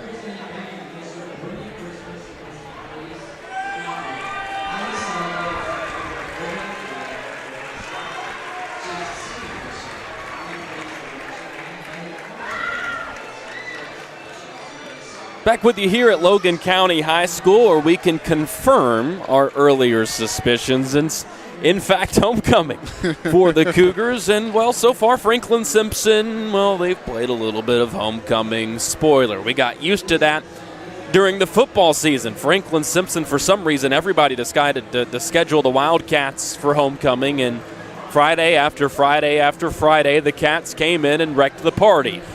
So far, so good in that regard tonight. The Lady Cats get us started with a 51-14 win, their best defensive performance among many great defensive performances for the state's sixth best defense. They hold Logan County in this game not just to only 14 points, but for the game as a whole, they make just 4 field goals. Wow. Ridiculous. 51-14 the final score. Franklin-Simpson takes it 24-1 overall, the Lady Cats, and they finish 6-0 in 13th district play, the third time in her 4 seasons at FS that Coach Taylor has been able to say that she's done that for her career against 13th district opponents. Coach Taylor overall, both regular season and 13th district tournament, she's now 29-2 against district teams, 79-23 against everybody. Tyler Eaton joined my TB on this broadcast. And TB, before we dive in to the numbers, I think Michaela Butler, Mackenzie Taylor, and Coach Taylor are going to try to find a way to weave up to us. You said that you were trying to find the best way to get them to us, the best way to get them on the broadcast. It's like a maze. Oh, yeah. To find your way up to where we're at. I mean, when you got Franklin-Simpson fans coming up here, I mean, what room do we have? We're going to get Coach Taylor up here and on the broadcast one way or another. I'm not 100% sure of the logistics. Sometimes the logistics don't matter. She's almost fallen down the stairs. The last time I was with Coach Taylor, she hit herself in the head with the headphones. So we've jumped over that hurdle. And, Coach, I was watching and listening to the broadcast on Tuesday, and after the game against Barron, I heard you say something to Brian Talley that really stood out to me. And that's the fact that before you had this high-power offense, you felt your team had to defend their butts off to even be in a game and have a chance to win a game. How do you, now that you've got that high-powered offense, still motivate your team to not get complacent and play that same way and come out on a night like this and hold Logan County to 3 points in the first half? Yeah, we try to just give them a goal to accomplish, and we try to work on different things. When we come out and the score is like it is, I didn't think we came out. I thought we came out kind of complacent in the first. Oh, especially. And we had to start pressing to kind of get ourselves It took going. us half the quarter to score. It did. We missed a few shots and stuff, and like that. So, but after that, man, I thought we sat down and guarded. We just try to do different things and work at different things and look at different things. And anything that we think we're going to be using down this stretch, we try to go ahead and experiment some with it. Let us get what it looks like in a game feel. And that's kind of what you've seen tonight. That was more of our wild, is what we call it. And you just kind of seen us getting after it, trapping, and shooting the gaps. Do you ever check the state rankings for points allowed across the state? Actually, Lanai Brown just sent it in our group chat the other night. Okay. Where we're 6th right now. 6th. I didn't know if you or somebody on the team was watching them, because I'd noted it to TV. I said, man, if that's not bulletin board material, because right now the top team is at 33.3. Okay. We're at 36.4 coming into tonight. Obviously, that's going to take a dip, and it's going to continue to trickle down. I don't know how much more bulletin board material this team needs than what it's got already, but I wanted to ask that because I didn't know if you had your eyes on that. When the team comes out and play like they did tonight, it kind of feels like they're playing for something more, and obviously there is something more to play for. And I referenced this a couple of times. The last time against Logan County, that long talk in the locker room after the fact. Did you feel better? I know the execution in that first quarter was a bit sloppy. Did you feel better about the effort in this game tonight? Definitely. I mean, they had it. I thought early we missed shots. That's what kind of led us to that, needing to just kind of get us going. We needed to see something to get us going. But I thought our effort was good on it. I think that you just have to use these final games that we have. We have 3 left now for County tonight, that we just want to use them to prepare for postseason. So everything that we talk about and motivate and do with our team is for the bigger picture. Yeah. We don't try to break it. We do one game at a time, but that one game has meaning for the bigger picture. Talk about that a little bit more, because I hear that a lot, and I know it can be a tough thing to differentiate between these games are used to prepare for the postseason, but don't get caught looking ahead just to the postseason. How do you try and balance that and still, like you said, try to keep that game-by-game approach and keep that focus locked in? We kind of keep that part for our staff. Like, we take control of that for them. We give them I call them little nuggets. We give them the little nuggets we want them to have for that game. And then we just kind of decide, okay, this is what we think this is going to look like. Here's what we got to do against it, and here we are, and this and that. And so then by the end of it, throughout this season, we've seen a little bit of everything at this point. And so now we feel like we have a full package as we go into postseason. Well, here's your little nugget. Before you came to Franklin-Simpson, the Lady Cats had lost 7 in a row to this Logan County team. You, as I'm sure you are full aware, are now 9-0 against Logan County as head coach. You're 29-2 against this district. You've only lost one regular season game. And you can look back now and say 3 of the 4 years that you've been here, you finished a perfect 6-0 in 13th district play. How does it feel to get to say that again? Man, credit to our girls. The hard work can begin. We talk about in our district taking care of us. We don't want to depend on what other teams are going to do, and if they have to beat this team to beat this team. You take care of what you're supposed to do each night that we have a district game, and you set yourself up to have that 1 seed in the district tournament. That Greenwood game coming up tomorrow, with everything that's happened over the last week, suddenly looks like it holds a little bit more weight. Obviously, we know what they've got. I've been around Leah Trent because I was calling games at Warren East. I've been seeing her play since she was in middle school. It feels like she's been around forever because she has been around forever. Is she a senior this year? She is a senior, right? She's finally a senior. Okay. She's amongst the top scorers in the state. Yes. That one going to be a really good test, as you talk about a single game to focus on, but obviously one that you're going to be able to use really well to get ready for the region We tournament. turned the page when we finished up, told our girls good job for tonight, and then we immediately started talking about tomorrow and what we got to do and preparing and starting that pregame speeches and talks about what we think they're going to do to us and how we got to guard. They shoot the 3, and they shoot a lot of them. And so we're going to have to sit down and guard in the half, and we got to execute on the other end.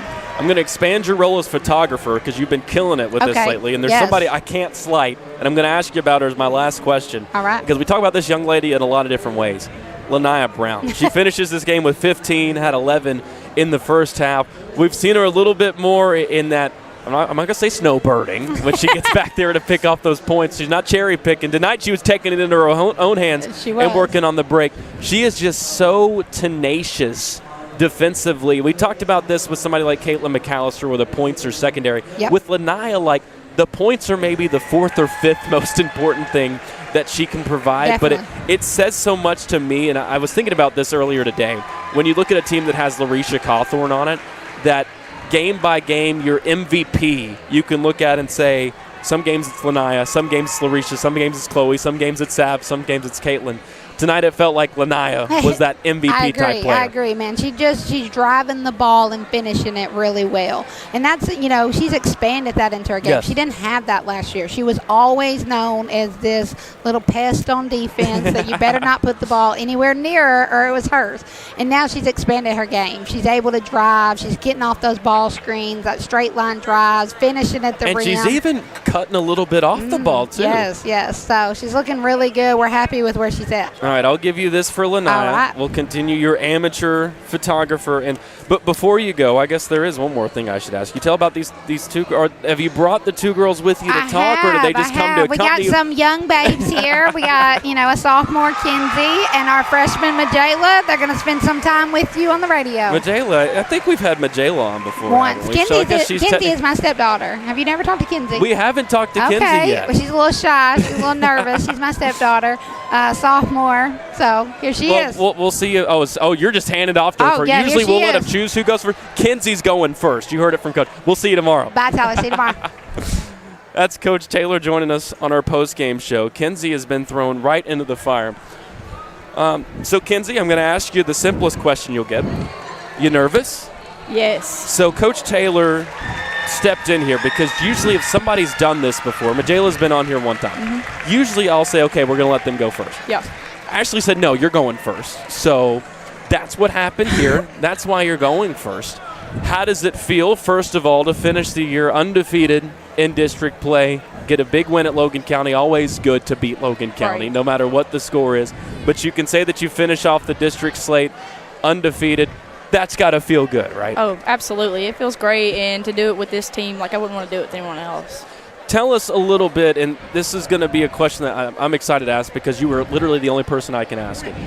Tell us a little bit about the differences between Coach Taylor and then parent Taylor. Or is there just a lot of bleed through? Because I've seen a lot of like you could kind of see Coach Taylor as the mama bear type figure on this team. Are there a lot of similarities there? Are there any differences? What does that dynamic look like?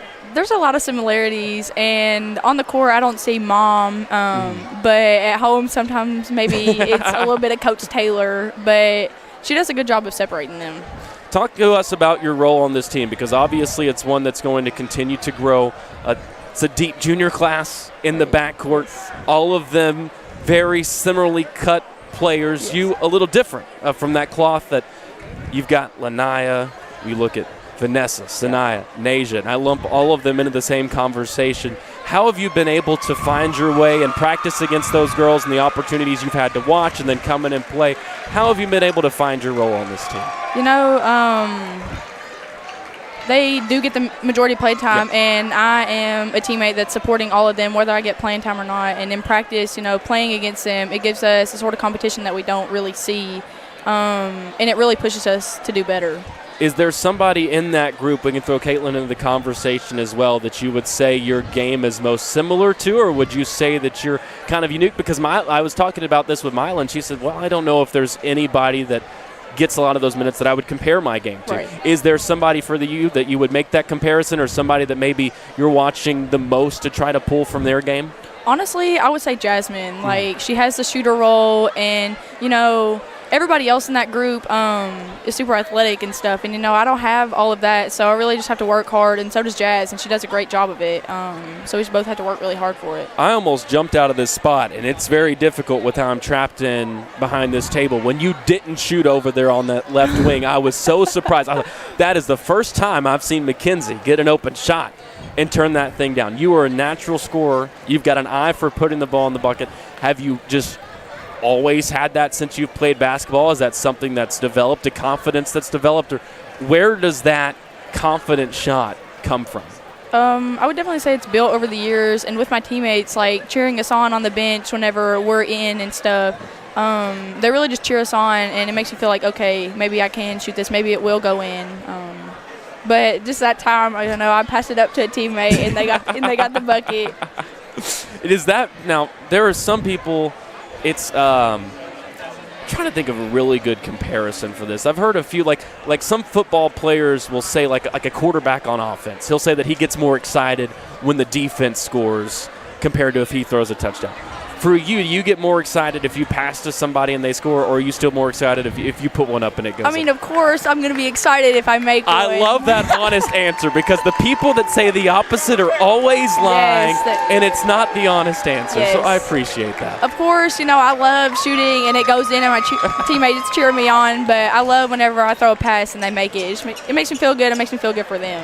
What are the points of your game that you feel like you want to work on the most in practice, especially, I mean, as we've seen with this team, you're going to be getting set after this year to go into that junior season. That sophomore to junior leap is usually the biggest you're going to see in high school. What are some things that you want to work on as this season goes on and as you get going into next year? As your career goes on, your minutes are only going to go up and up and up.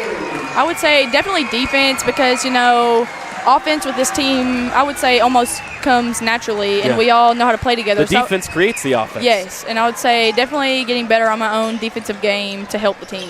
Well, tell me a little bit about Majela, because I've already been able to talk to her, and you guys are in very similar spots. I'm sure that you guys have been able to bond a lot with your situation, so tell me about what your relationship's like. I would definitely say playing against the main varsity players creates a bond for us, but I would say that she's a great driver. She plays amazing defense. And overall, she's such a great player. Kenz, you're going to have to do this a lot of times over the next few years. And was this your first time doing it ever? Yes. For a first time, you get an A+. Thank you. And I grade harshly. You did fantastic. Great job. I don't know why you were nervous. Everybody says they were nervous and they did a great job. That was fantastic. Thank All right, you. we'll let Majayla hop on here. Thanks, Kins. Thank you. That's Mackenzie Taylor joining us, and now seasoned veteran on the radio, Majayla Butler, who's done this. What, is this our second time, Majayla? Yeah. So I get to call you a veteran, don't I?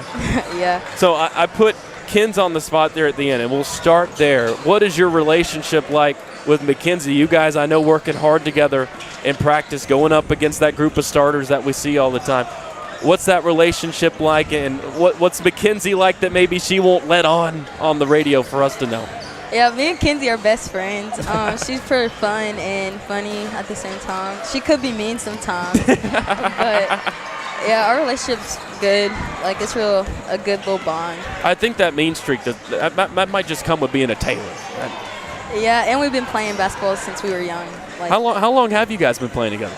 Probably since elementary school, like 5th grade, 4th grade. That's the cool part about Coach Taylor, too, is that she's legitimately been around you guys since you were that young, too. How cool is it to look back and think, she was coaching me when I was that little, and now she's my coach in high school, too? It's pretty cool, because at first I was thinking my granny was going to be my coach, and then it changed to Coach Taylor.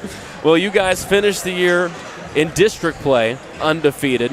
First and foremost, I know that has to feel great defensively, an excellent game. I know that's what you hang your hat on, is what you're able to do on defense. You're running out there, and have you ever heard the expression running around with like a chicken with its head cut off? Yeah. You run around out there like you're a chicken with its head cut off. You're flying around the floor, and, I like to think that's got to be, I don't know if it's difficult or easy. You tell me when you've sat on the bench for a certain amount of time and coach says, all right, it's time to go. Is it easy for you to find that energy, or is it hard after sitting to be like, all right, time, do you have to hype yourself up a little bit, or when your number's called, it's just, all right, I'm ready to go? It's all right, I'm ready to go, because I already have the energy on the bench. We're already having fun on the bench. Celebrating everybody on the court while we're on the bench is fun. That's where the energy comes from.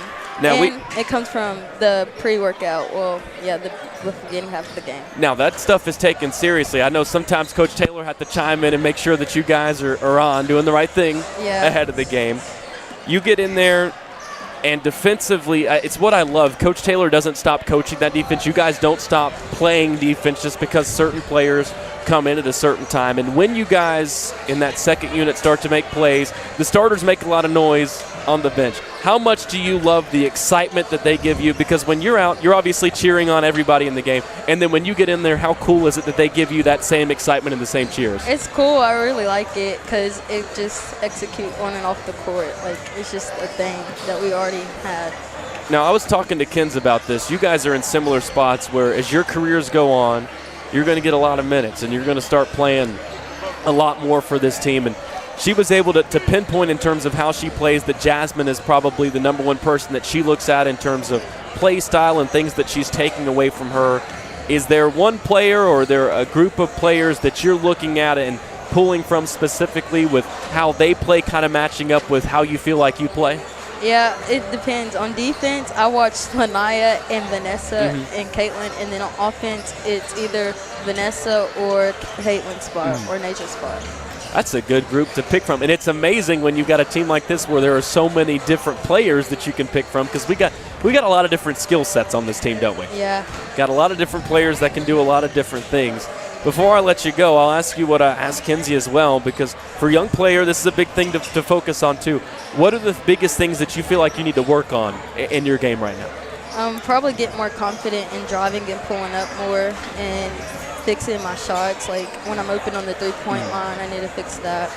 And, yeah, just get more comfortable when it's time to play offense, because defense, I feel like I'm already ready. Oh, you're ready to go on defense. Yeah, because I really love playing defense. But offensively, I need to get more confidence in that. You're not the first player to be in that spot. Coach Taylor was talking about Lanaya being the same way, with everybody knew what she could do on defense, didn't quite know what she can do on offense, and now she's a great offensive player too. You're going to get there. You're going to be a great ball player. Thank you for coming on here, Majayla. You did a great job. Thank you. That's Majayla Butler joining us on our post-game show. The Lady Cats winners tonight, 51-14 in the girls matchup over Logan County, as TB puts on the headset again. Now, let's run through the numbers for these Lady Cats in this ball game. 16 points leads the way for Franklin-Simpson from Larisha Cawthorn. I mentioned it during the broadcast, but in case you missed it, for Larisha, that is an astounding 14 straight games, not in double figures, with at least 15 points. That has become her baseline, and she has surpassed it 14 straight times. Lanaya Brown, our Pelican Snowballs of Franklin player of the game tonight, scores 15 points. She's in double digits for the 11th time this season. 4 straight games she's been in double figures. 6 points apiece for Chloe Smith and Vanessa Ray. 3 points for Jasmine Savage. 2 points for Nasia Nolan, as well as Jaden Spears. And then 1 point for Sanaya Downey. Franklin-Simpson winners in the girls' game 51-14. Finished the regular season undefeated in district play. And TB, as we get set, thanks to the homecoming procedures, to still get a pretty typical boys pregame show after that extended postgame for the girls. I think if you're Franklin-Simpson, maybe a little sloppy on the offensive side to start, as we talked about with Coach Taylor, but in terms of intensity, effort, everything in terms of your intangibles that you can control outside of the shots going in, I think you're pretty happy with the result tonight if you're Franklin-Simpson. Oh, yeah, you're very happy with the results. And again, to lock up 6-0 in district play, to go in when you're going to this district tournament, to know that, hey, we've beat every single one of these teams twice, and we can do it again if they need to. And again, it's those intangibles that takes you through the tournament, and is what you're going to lean on. Even when shots may not be falling, you can still bring that energy, that effort, and that intensity on the defensive end. Lady Cats will be in action again tomorrow. Rescheduled doubleheader at Greenwood. It all starts at 4 o'clock. We'll be on the air at 3:45. Wildcats will be in action in the second game of the day. Speaking of second games of the day, the Cats are getting set to try and finish their district slate undefeated as well against a Logan County team that's hungry to rebound from a tough loss in district play to Todd County Central that knocked them out of contention for this top seed in the district. Can the Cats finish undefeated just like the Lady Cats? We'll all find out together as the boys game gets underway. We're about 15 minutes away from tip-off, so we'll take a break. When we come back, we transition into the pregame show. It's the Wildcats and the Cougars from Logan County High School on 92.3 WFKN.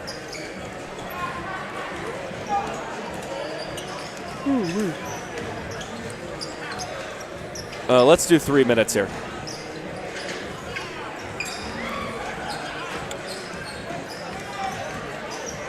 Those interviews did take up a lot of time. That's good. Less talking on that way. And they're not stressful talking. Yeah.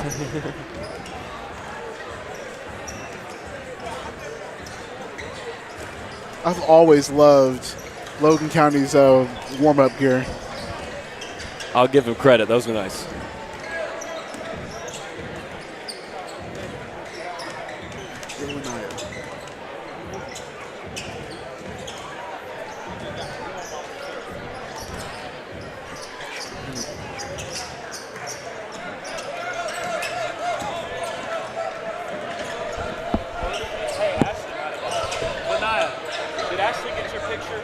Oh, okay. You're good. We're just making sure. Sorry to make you climb 5 sets of stairs.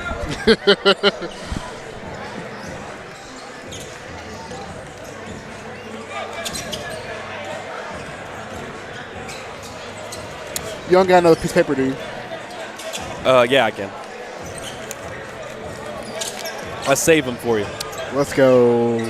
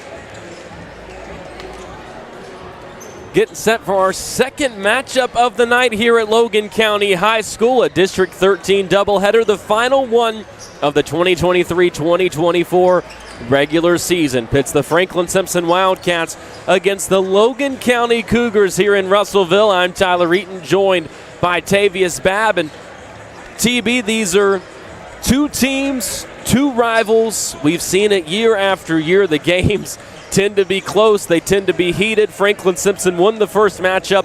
It was a tight one, 65-56, back on January 29th. And for as back and forth as this series traditionally is, the Wildcats actually come in having won 9 straight. The last Logan County win was the 2020 13th District Championship game. 12th-year head coach, Coach Spencer, he's had his way in this series for the most part, 22-9. Against these Logan County Cougars, looking to make it win number 23 and finish the season undefeated in 13th District play. And they're going to have to do so with a bit of a mental rebound after laying an egg, to be quite frank, on Tuesday against Barron County team, falling 54-44 to that Barron squad that was trending down. They had lost to Allen County Scottsville, had been on a bit of a skid.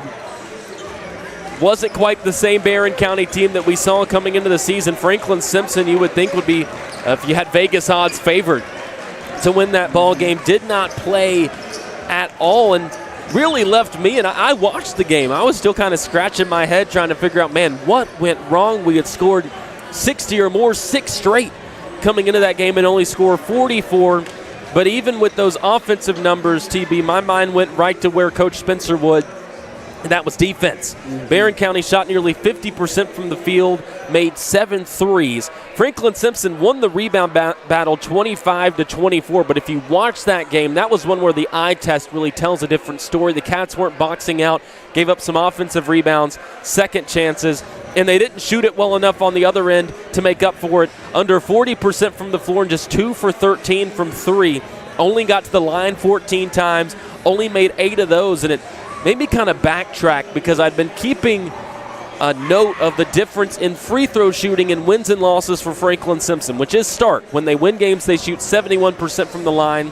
In their losses, they're shooting 59%. But I started to think about the three-point shooting, TB. In their 12 wins, Franklin-Simpson are averaging 5 three-pointers per game at a 37% clip. In their losses, they're making 3.9, so one less really isn't a big deal, but only shooting 27% from deep. And tonight they face a Logan County team that shoots 35% from outside. They're making almost 7 per game. The first time around, the Cats matched them from deep. Both teams made 6 threes, but in their home gym, I don't know if you want to come in and get into a three-point shooting contest with these Cougars. Not at all, and especially on homecoming night, we see the student section in a whiteout right now. I mean, yeah, when it comes to free throws, three-point shooting, we've seen this Wildcat team struggle, and we've seen them kind of rise to the occasion on a number of events. You never know what you're going to get. You never know, and I mean, you know, the inconsistency sometimes hurts them, but again, they have a good chance to close out the division undefeated anyways. They know they're going to have a tough matchup here. Whenever the Franklin team was running into the arena or getting ready to warm up, we had the student section booing them. So we know the rivalry is there. We know just the animosity between these two teams. And so, I mean, I'm expecting a good matchup tonight, even with the 9-point loss from Logan County last time. But I'm expecting a good matchup tonight, and hopefully we can see the Franklin-Simpson team show up. You were with me at Todd County Central back in January in the first matchup between the Wildcats and the Rebels that I bring up because that game was tied up at 49 after the third quarter. Franklin-Simpson, after 3, they were 2 for 3 from the free throw line. In that fourth quarter, they go 9 for 12.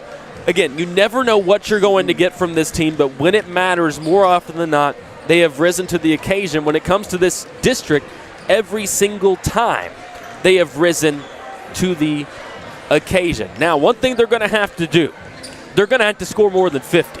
Only 4 times this year Franklin-Simpson has been held under 50, but when it's happened, they've lost all 4 of those games. They're 12-5 when they score 50 or more, 9-3 when they score at least 60.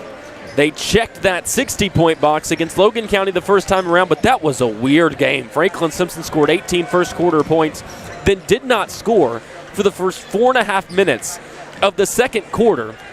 And believe it or not, similar kind of to what we saw in the first quarter of this Franklin-Simpson girls game. Franklin-Simpson went 4.5 minutes without scoring in the second quarter, but still outscored Logan County in that quarter because of what they were able to do defensively. Then in the fourth quarter, the Cats all of a sudden scored 24 points, just like they did against Todd County, and then ended up winning the game thanks to 10 of those fourth quarter points coming from Matthias Dickerson, who was the hero of that game.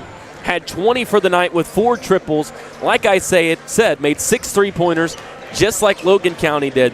The key, TB, is the Cougars were just 6 for 18 from deep. And I mentioned those splits in terms of wins and losses. It's even more stark for Logan County. When they lose, and they've done so 12 times to 11 wins, so it's pretty even here. 4.5 3-pointers made per game in their losses, and they shoot it at 29%. When they win, and the 11 times they've done so, they're making 8.7 threes. Wow. If you're keeping track, their makes almost double in their wins at a 39% clip. In the first game between these two teams, like I said, they only made 6. 3 of them came from Cade Wall, who stole the show, had a career-high 21 against Franklin-Simpson. Their star player is 6'6" junior Samson Hightower, who's averaging 15 a game. Had a good game against Franklin-Simpson, 17 points, but went 0 for 2 from outside. That game lit something inside of him because if you include it as the start of their recent stretch of games, he's averaging 19.5 per game over the last 5, and he's scored at least 20 in each of his last 2. He put up 24 on 4 of 5 3-point shooting in their loss Tuesday to a really good Warren East team. 69-60 was the score in that one. The Cougars have lost 6 of their last 9, though, overall, including a disappointing road overtime loss to Todd County Central that I mentioned that knocked Logan County out of 1-seed contention. If they won that game, they come into this 4-1 in 13th district play, and they could have a chance with a win tonight to force a coin flip, my least favorite thing in sports by far, to figure out who the top seed in the district tournament is going to be. So again, TB, it's a similar situation where you know that you're not going to be able to fall to the 4 seed. So you know for sure that you're going to be facing Todd County Central in the 2-3 matchup. It doesn't matter who's the 2. It doesn't matter who's the 3. If you're Franklin-Simpson, you know you're the 1 seed, no matter what. How do you find that motivation to play for both of these teams? And it's a rhetorical question, but it's also a real one. Where do these two teams draw that motivation from tonight where realistically, seeding-wise, standings-wise, nothing is on the line, but both teams desperately need some momentum right now? Yeah, and I think that's what it is, right? It's both of these coaches coming here like, hey, we need to string together some wins going into this tournament. Yep. Because what we don't want to happen is to go in there on a losing streak, and even if you're Franklin, you're the number 1 seed, you're going in losing game after game after game. And here's the thing. And then the morale thing just you're going to Russellville. And you're playing Russellville, who all of a sudden has Tutu McCage back. And he kind of put on a little bit of a show against the Cats on Friday. That's going to be a team with that momentum in their favor. And if Franklin-Simpson knows anything, you go back to last year. They beat Todd County in the regular season. That Rebels team should not have beaten Franklin-Simpson in the district championship game, but they did. Why'd they do it? It's at Todd County Central. And the Lady Cats have been on the wrong end, too, of that 1-4 game, and it is all spoiled because you're having to play. It's a weird thing. There's no home court advantage that you get from being the number 1 seed. You're the 1 seed. You're going on the road to play the 4. It can be a tough situation. You got to be playing your best basketball. It's funny, TB. Every time I bring you for a game, as we get set to take a look at the starting lineups, the other team seems to always have a 6'6" player or taller. So as we take a look for the at the starters first, for the Logan County Cougars, 11-12 overall in the year, 3-2 in 13th district play under second-year head coach Josh Frick, who was a head coach for 8 years at Graves County. He went 9-22 last year. The team that he inherited had only won 1 game total the year before, and he's already gotten them to double-digit wins this season. I mentioned Hightower. He's really the lone forward that you're going to see in this starting lineup for Logan County. He's an exceptional player on the season, averaging 15 points, 4.5 rebounds per game to go along with those. Pseudo forward alongside of him that you'll see, and I call him a forward because of the way that he plays. He's a bulldog in that front court. Davin Yates. He's only 5'9". He's a senior. He's their quarterback, but he's physical. 3 points, 2 rebounds per game so far this season. The other forward, Brady Hinton, averaging 4.8 points, 4 rebounds per game on the year. Joining them in the starting lineup, Cadewall, who we just talked about, had his season-high 21 against Franklin-Simpson, made 3 3-pointers in that game. He scored in double figures in all 5 of their 13th district games up to this point in the season. And rounding out the starting 5 is 6'2" senior number 10, Jack Delaney. He's averaging 6 points and 3 rebounds per game on the year. On the other side for Franklin-Simpson, under 12th-year head coach Dee Spencer, they're 12-9 on the year, 5-0 in 13th district play. Coach Spencer with 180 career wins under his belt, 65 of them coming against this 13th district. They turn the lights out. It's a good thing we know this starting 5 by memory. Cam, Kai, OJ is the backcourt. OJ Gamble really was the biggest bright spot if you look at that Barron County game offensively. 15 points, did only go 1 for 4 at the free throw line, but in double figures for the 17th time this season. Only had 6 against Logan County the first time around. 3 for 10 from the field in that ball game. The 2 forwards, 6'1" senior Matthias Dickerson and 6'2" senior Gavin Dickerson. Matthias wears number 5. Gavin wears number 10. Matthias had that 20-piece the first time around against Logan County at home. Gavin had gone 9 straight games scoring in double figures, has not done so the last 2, only had 4 points against Barron County, but did have 12 against Logan. Missed a few threes in that game, but was 6 for 7 from inside the arc, and that goes to something that I mentioned before, TB, looking at this team's 2-point percentage versus its 3-point percentage. Even with Hightower down low, he's not your traditional big who's going to try to block shots. He's your stretch 5 type guy. I think plan A, B, and C in this game is get the ball to the rim. Oh, for sure. And Franklin, I've witnessed whenever I've come to these games and they're putting up points. I mean, you're seeing OJ and Gavin and Matthias just going into the chest of these players and creating offense. And so, I mean, again, when you have a 6'6", more like a guard, I guess, in that kind of way, it might make it a little more challenging because he's a little more quick. But, again, you have the strength of Gavin, the strength of OJ to get it in there as tip-off goes to Franklin-Simpson. Kai wins it over the 6'6" Hightower, and we're underway. Cats in blue base uniforms, gray and white stripes down the side, white numbers, and the white net is swished as Matthias Dickerson buries a right corner 3. And dude, the atmosphere is going crazy right now. You can hear the threes going off on the broadcast here. Cougars in white, their numbers in that light blue, and the ball is thrown away by Wall trying to go down low to Hinton. Franklin will inbound on the baseline, up 3-0, 30 seconds in. And I think the tell right now in this first quarter, the beginning of this game, turnovers and rebounds. That's usually a way a team struggles or excels. Matthias drives right side, kicks it out to Gavin Dickerson. His corner 3 left short. Kai skies for the board. It's batted around and out off of Logan County to stay with FS. I said you want to get it inside, and the Cats have started with a couple of triples, but they're generated by the pressure they're creating on these drives. Campbell inbound. Matthias flares off a couple of screens, gets it in the corner now. Goes up top to Kai Partinger. Bullets it into the corner to OJ. Now he wraps to the top of the key and sends it to Gavin. Matthias Dickerson right wing, right back to Gavin. Into the corner to Kai Partinger. Same spot. Off the heel, no long rebound, right back to Kai. Gets inside, flips it over. Hightower doesn't get the bounce. Hung up on the front of the rim and fell off. Rebounded by Logan County. Up to Hightower. Right side. Yates gets in, then kicks it out to the corner to Delaney, and they'll set up the offense with Wall.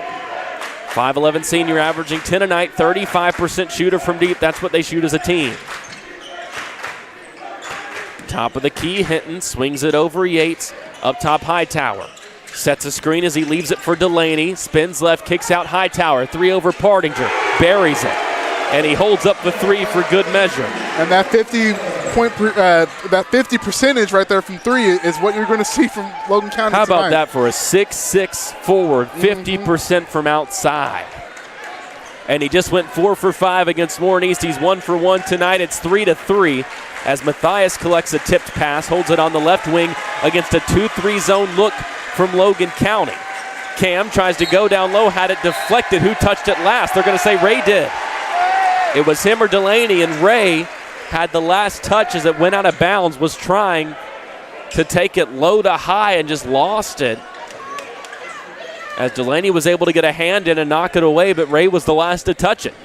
2 minutes in, we're tied up at 3. Yates bullets one to the left block.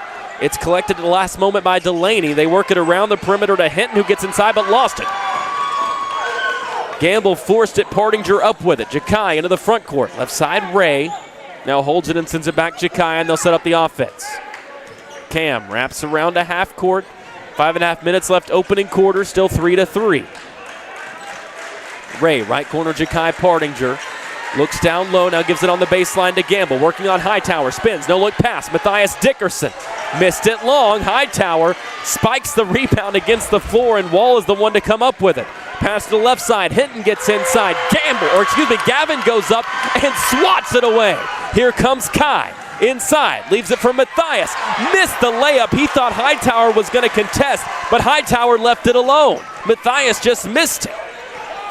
Wow, what a sequence of events. I mean, a lot of action. 3 points on both sides. My goodness.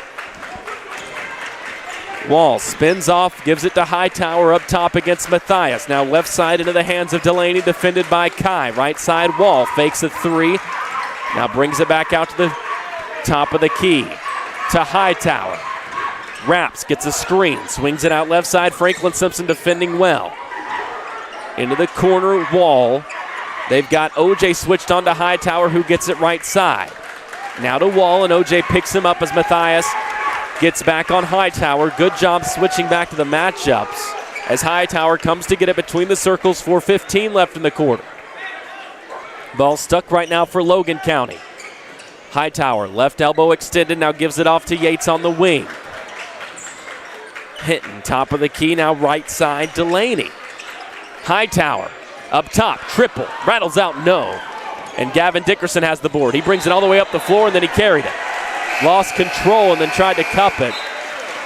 And Logan County is going to bring in 4 new players. Hightower is the only one that stays on the floor. And that might have been a heat check for Hightower. I think he was feeling the shot.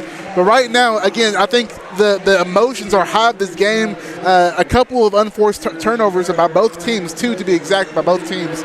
And I think we're going to look for Franklin to kind of settle down and get an offense going. Scherer and McAllister in. Gavin and Kai out. Franklin-Simpson picks off a pass up ahead, Ray, and he gets the spinning layup to go. And that was a crafty reverse layup right there by Ray. Amazing finish and another turnover. They forced the travel, and I said spinning layup. I'm not talking about his body. I'm talking about the ball, the way he spun that thing off the glass. I think we call that English, and if you can hear the student section, they are representing in this game right now. Logan County had rained down the "you can't do that" to Gavin. Franklin answers to Logan County, and they answer here with a baseline bucket. OJ springs wide open. All the attention went to Gavin, and it's 7-3, but then on the other end, wide open layup missed. It was missed by Evan Campbell. Here comes Franklin-Simpson. Left corner, Gamble, back out Ray. Cam guarded by Tyler Johnson, 5'9" junior in for Logan County. He averages 5.5 a game. They also brought in Colby Collins. He's their 6th man, number 11, averaging 8.2. Leads them with 51 triples made this season at a 38% clip as the officials call a timeout here.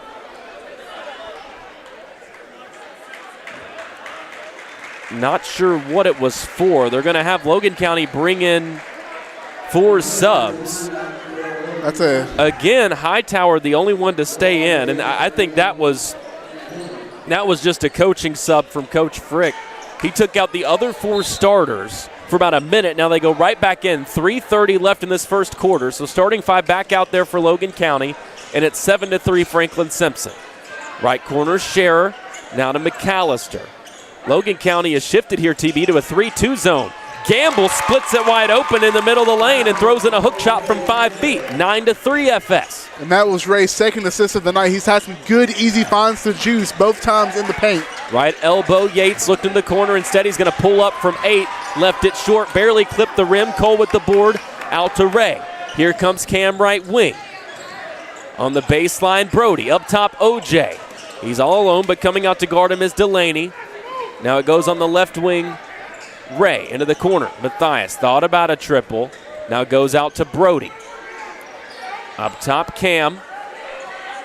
2.5 minutes now left in the quarter. Franklin-Simpson content to slow things down offensively. They lead at 9-3. Matthias came off a screen from Cole in the corner, couldn't get it to him, so it goes to McAllister on the left side. Fakes a pass to Ray, now goes left corner, Scherer. Cole flips it to Brody, but it's kicked. With 2:19 left in the quarter, Gavin and Jakai come back in. OJ and Matthias out. And I think Coach Spencer's doing a good job here trying to settle down his players.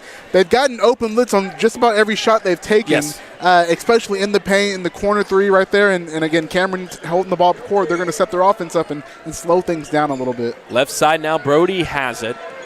Looking into that zone from Logan. They leave Gavin all alone for a top of the key 3, left it short, and it's rebounded by Logan County.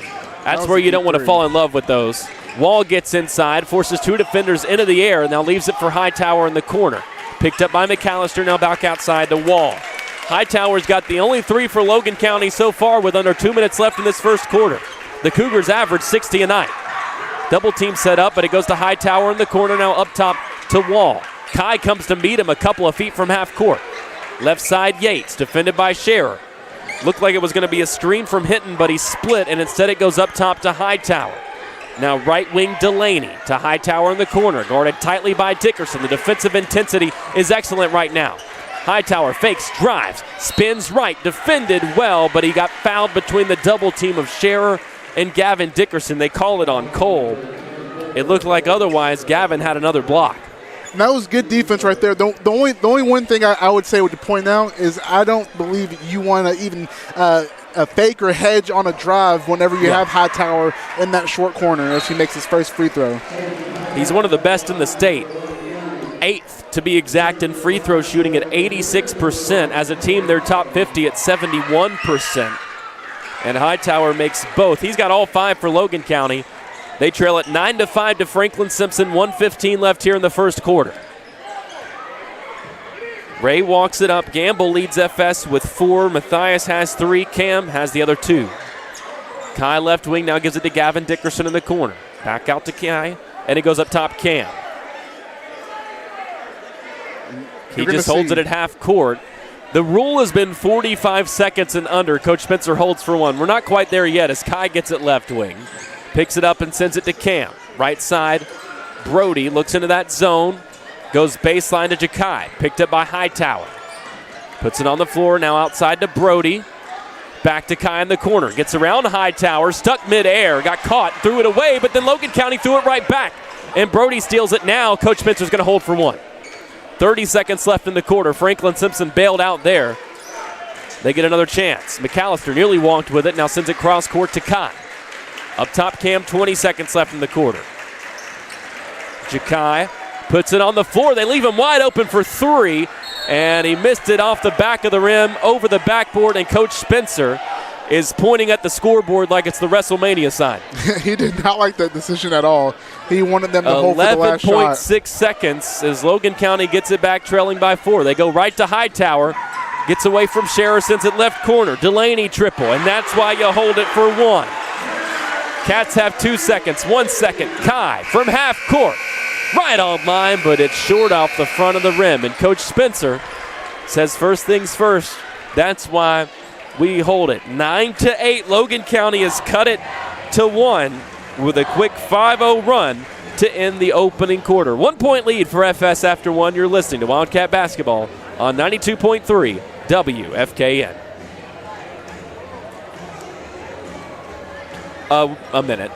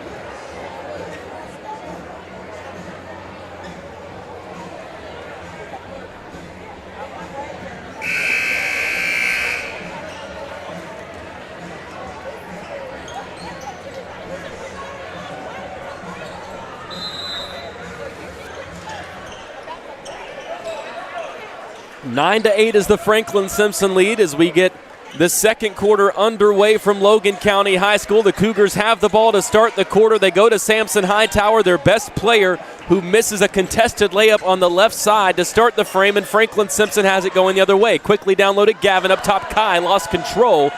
OJ, though, recovers it on the sideline. Gamble leads Franklin-Simpson with 4. Hightower leads Logan County with 5. Both leading scorers living up to the billing. Ray holds it right wing extended, guarded out there by Wall.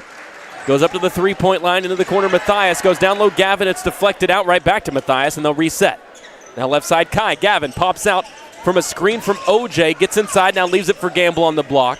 Back out. Gavin Dickerson triple. Rattles all the way around, hits the backboard, and falls through. And we're seeing a lot of action down low about the paint. Is on the zone as Cameron is hounding the defense, hounding the offense, excuse me. He almost forces a turnover on Wall, but they'll say it's out off a Cam. But as I was saying, the action is we're seeing screeners on the wings of the 2-3 zone, and they're creating these open three-point looks for Franklin-Simpson. We're seeing a lot of the time tonight the screen's being set on the baseline. They've got either Gavin and OJ down there. They're trying to spring Matthias free as well to set those screens on the block, and the shooters pop out open, and they use that once as a distraction to get a layup as well. Wall drives, kicks left corner. Pull up, perfect from the mid-range for Colby Collins. And that's perfect basketball for Logan County. Franklin pushes the pace here. Kai at the free throw line, settles, fires, and answers. Would love to see Ja'Kai going. Had just 5 against Barron County, 2 for 10 from the floor after he'd been in double figures in 4 straight, averaging 8.6 per game. But man, when he's going, this offense is at its best. That's right. Delaney drives, nice find on the left block for Hinton, who had sealed off. And the offense is getting going here in the quarter. It's 14-12 Franklin-Simpson. 6 minutes left before halftime. And both teams are doing really well dishing the ball. Franklin right now with 4 assists on a lot of their made baskets right here. They've done a good job. Now they're just looking for, again, easy buckets inside on these actions as they're screening. Gavin. Same play again for a Gavin Dickerson triple, and it's the same result for a Gavin Dickerson triple. You got to give OJ like half an assist for these screens that he's setting down low. As we get a bump called against Ray. We haven't had too many fouls in this game, just 2 free throws taken total. They were both made by Samson Hightower for Logan County. I mean, it's the same thing that, when we used to watch Prime Warrior play, right? You see Draymond setting so many screens, and you don't get assists for that, but the play created from that is just the Matthias gambled for a steal as to a pass to Cade Wall up top and nearly collided with it. Could have been a lot worse than it was. Matthias and Wall were both able to contort their bodies midair to avoid a full-on collision. First foul on Matthias with 5:23 left in the second quarter. Still 17-12 FS. Yeah, you almost decapitated him there. Wall gets the inbound. He's fine. Picked up by Ray. They bring OJ for the double team. Wall gets around both of them. Picks it up on the right wing. Now goes up top, Hightower. Left wing, Delaney. Back out, Hightower in the corner. Drives baseline. Flips a runner up over Dickerson. Missed it long, and Kai has the board. Jakai brings it front court himself. Hesitates. Gets all the way to the left block. Can't finish around Hightower. And the rebound is knocked out and collected by Collins. To Hightower, back to Collins. You cannot give him any space out there, as pure of a shooter as it gets. They go Hightower right block, one-on-one with Ray, and he didn't finish. Tried to avoid the contact instead of going up and through him. It's like you talked about in the girls' game. You got to go through. You can't try to go around, especially when you're 6'6". Especially when you're that tall against a shorter player. You have to just go right over them and not be afraid of that contact. That's 2 straight times when he missed over Gavin. Gavin just stood there trying to draw the charge. As Ray holds it on the right wing, Logan County extends that zone now. Kai wraps around to the top of the key. Tried to go down low to OJ, but there were 2 defenders there, and it's stolen by Hightower. Up ahead, Collins. Now they work at left corner, Wall. Quick trigger 3 over Matthias. Missed way long. Hightower, though, heads up play to wrap the arm around and knock the rebound off of OJ and out of bounds. Yeah, I mean, OJ did a great job boxing that right there, but again, the long wingspan of Hightower is what caused him to make that play and hit it right off of OJ. And interestingly enough, Logan County have made a lot of subs in this game, TB. I don't know if you've noticed. Hightower has not been one of them at any point. He's played every second. And he's playing pretty well on both ends of the ball, too. I mean, the condition and off-season conditioning, as we talk about sometimes, that's what comes to play here in these games when you need these points, especially against a Franklin-Simpson team. Delaney will inbound on the baseline. It comes into Yates on the right side. Gives it to Wall, top of the key. Fires up another 3. That one hung around the rim for a bit, fell off. Gavin Dickerson gets the board. Sends it over to McAllister, spins off Yates, right corner Matthias Dickerson wants another triple. That one misses long. Rebound knocked around. Brody tipped it to Gavin. No look pass back to Brody, and then it's taken away by Sweeney for Logan County. Chance Sweeney, the 6'3 senior, averaging 3 points per game. It goes to Yates in the corner. He misses a triple. They're getting trigger happy from deep here. That's what Logan County does. They take 19 a game. But that's what you can do when you make 35% of them. I mean, live by the 3, die by the 3, right? Logan County now trapping at half court. It goes to Gavin Dickerson for a left wing 3. That one goes all the way around and out. Cole had the board but lost it off his hands on the way down. And something interesting to note right now is Franklin-Simpson turned the ball over twice this quarter. Logan County has not turned the ball over 1 time this quarter. And that's with 3:16 left before we get to halftime. Malik Butler in for the first time for Franklin-Simpson. Didn't play against Barron County. We're wondering when we'd see him to get that rotation back up to 8. As left side, Sweeney fires up a mid-range jumper. Missed it pretty badly, and it's rebounded by the Cats. Here comes Gamble. Under 3 minutes left before halftime. OJ gets inside, flips it to Malik at the last moment, and it's blocked from behind by Sweeney. Wall up with it for the Cougars. Gets away from Scherer. Inside, his runner looked like it was blocked, but a late call. Malik thought he went straight up, but they're going to call a foul against the big fella. Logan County, I've noticed that in a lot of their attempts, it's either driving to the paint or it's a three-point shot. There's no in-between. It's kind of like that James Harden mentality, if you remember the Rockets back in 2017, 2018. It's a very modernized team with how they run this thing. Exactly. You wouldn't think this is a high school basketball team by the way they play, as Gavin Dickerson comes in from Malik.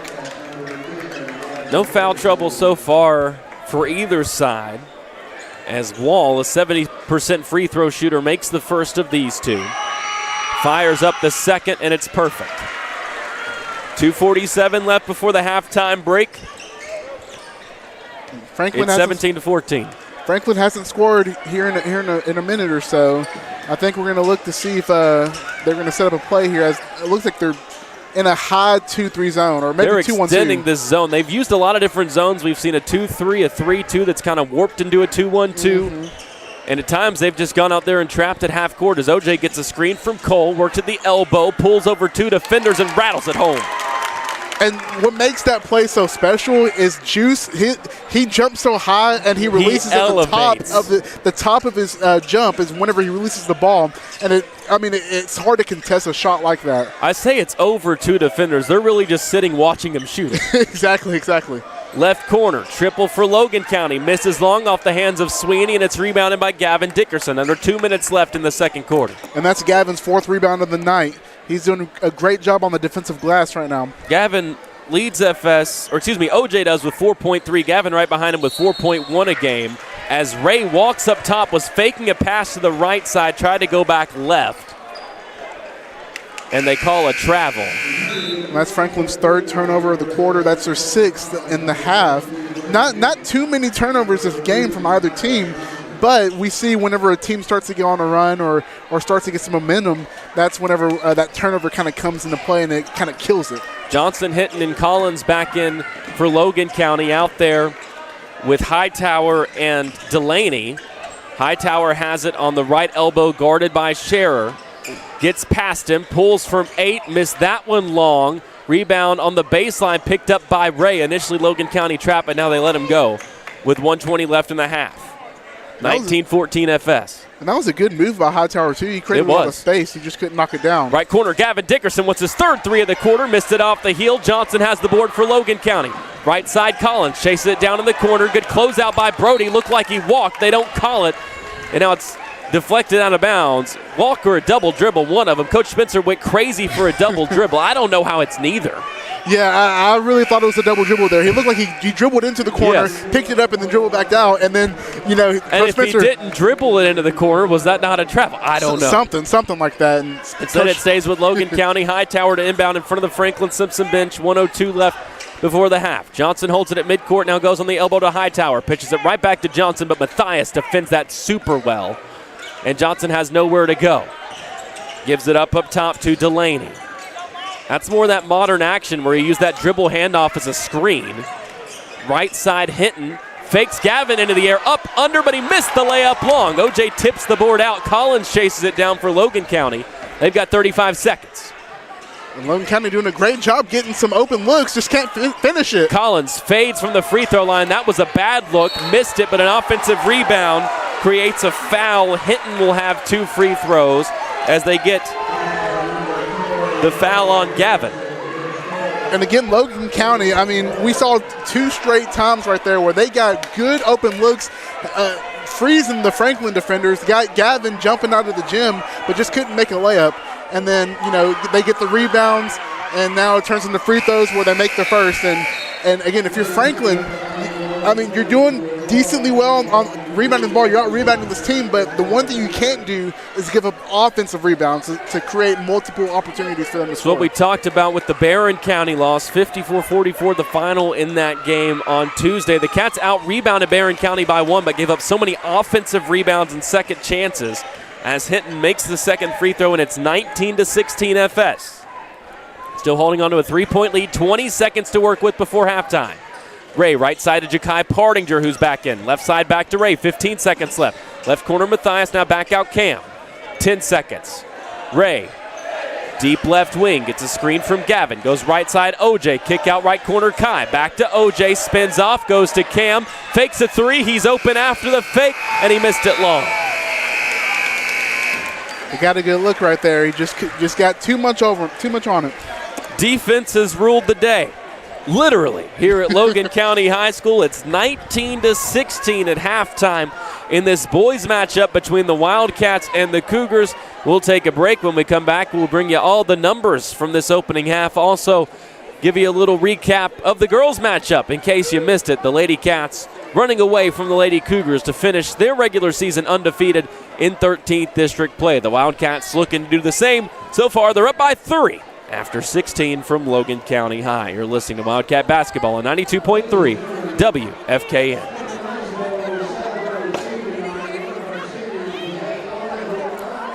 3 minutes.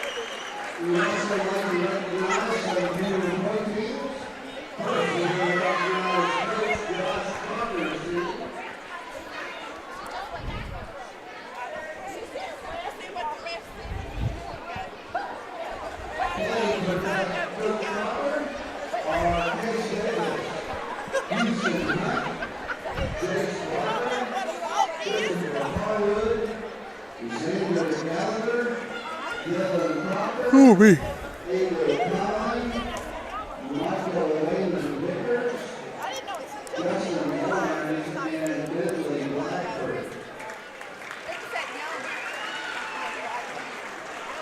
My prediction is that the offense will pick up. I see about like, I don't know. I'm going to take a guess that we're going to have like 3 threes in a row, like going back and forth, back and forth. It's been a good game, though. It has been. Electric, as The Rock would say. Well, they've missed a lot of open shots. That is Both true. teams. Though I did like your WrestleMania reference. That was a good one. You slid that in there.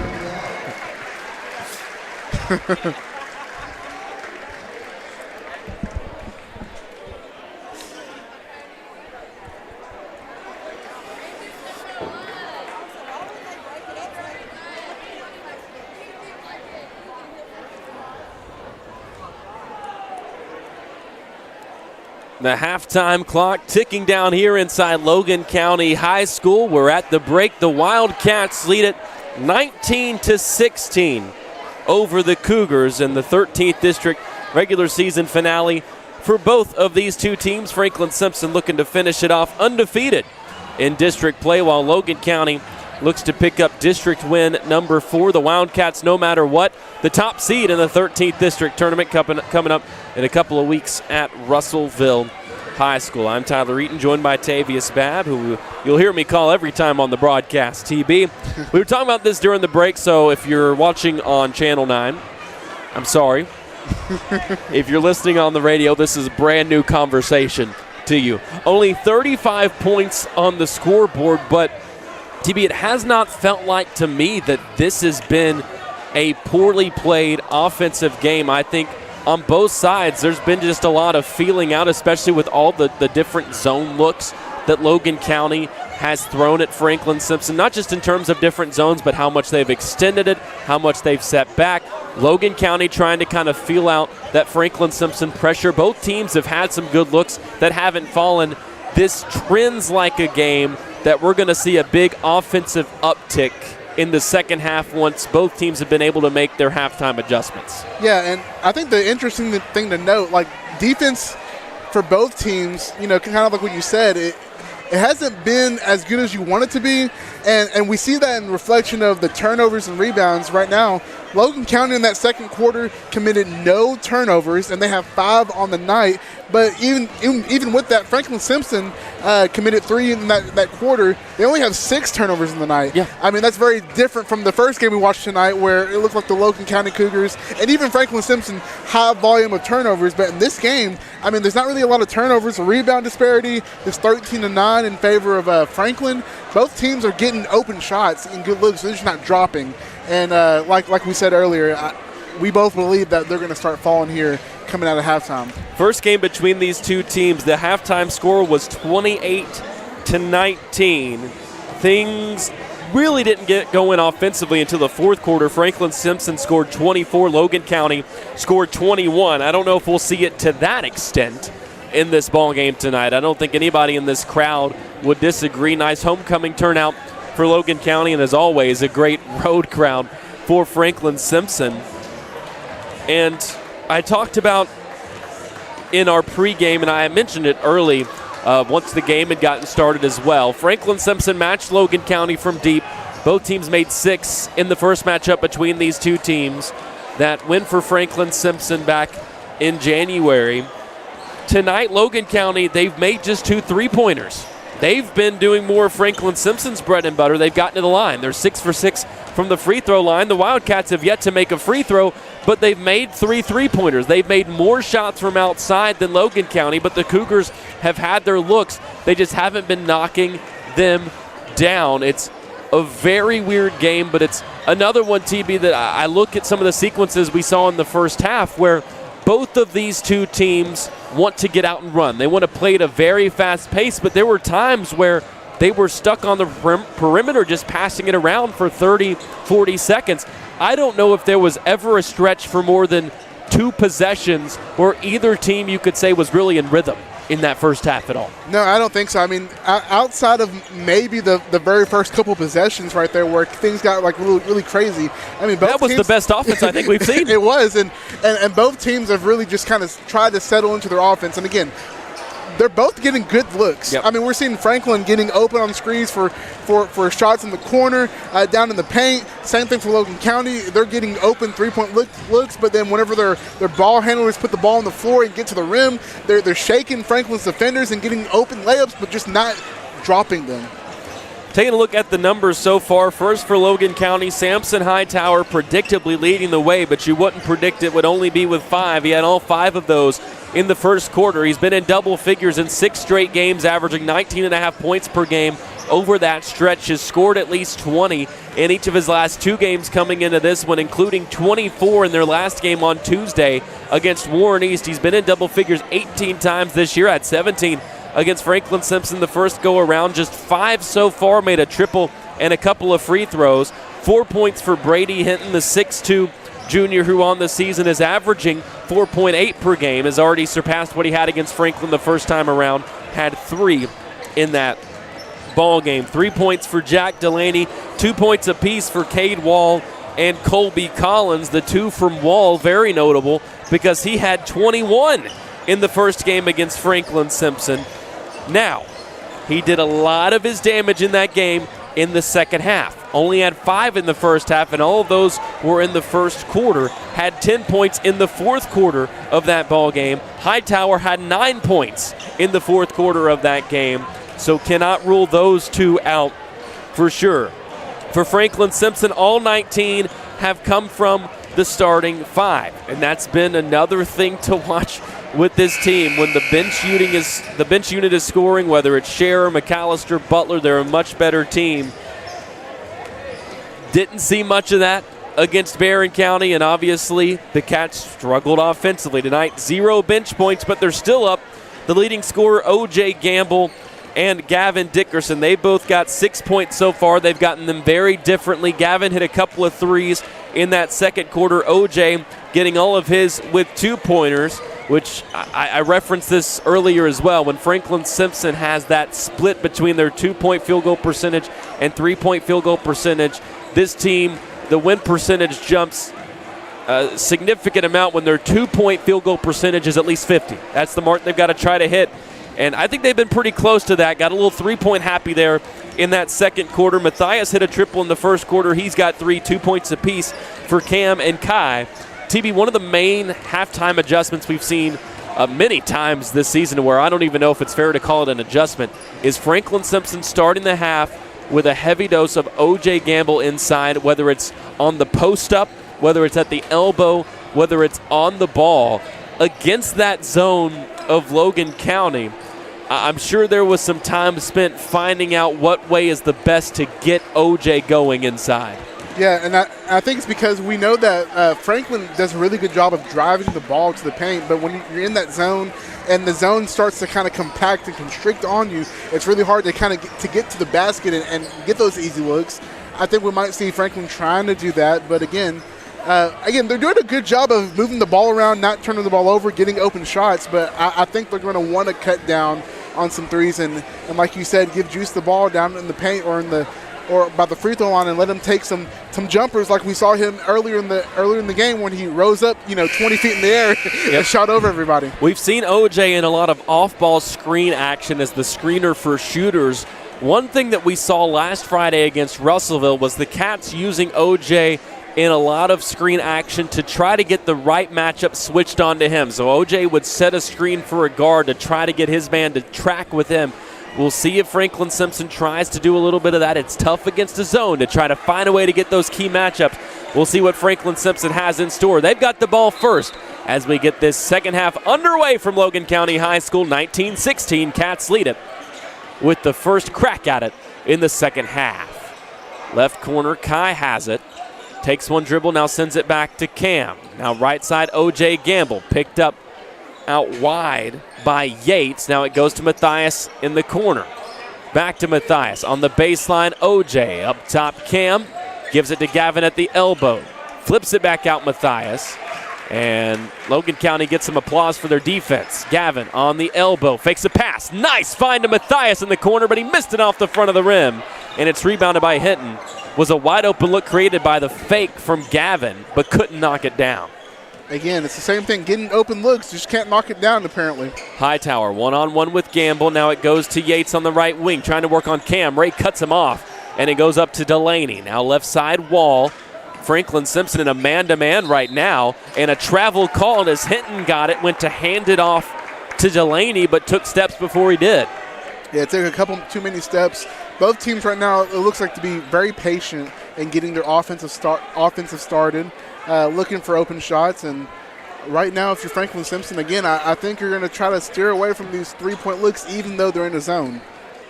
And it's a bit of what you mentioned earlier, that 2-1-2 type look. As Kai gets around the first defender, gives it to O.J. Franklin-Simpson has all 5 players on the right side of the floor. O.J. tries to fade away left in the lane, missed the jumper. It's rebounded by Logan County. They go all the way the other way. Wall finishes with the right hand to cut the lead to 1. And Jews were sprinting down the court. They're going to look to get this point back real quickly. Kai on the elbow. Outside, Cam hesitates.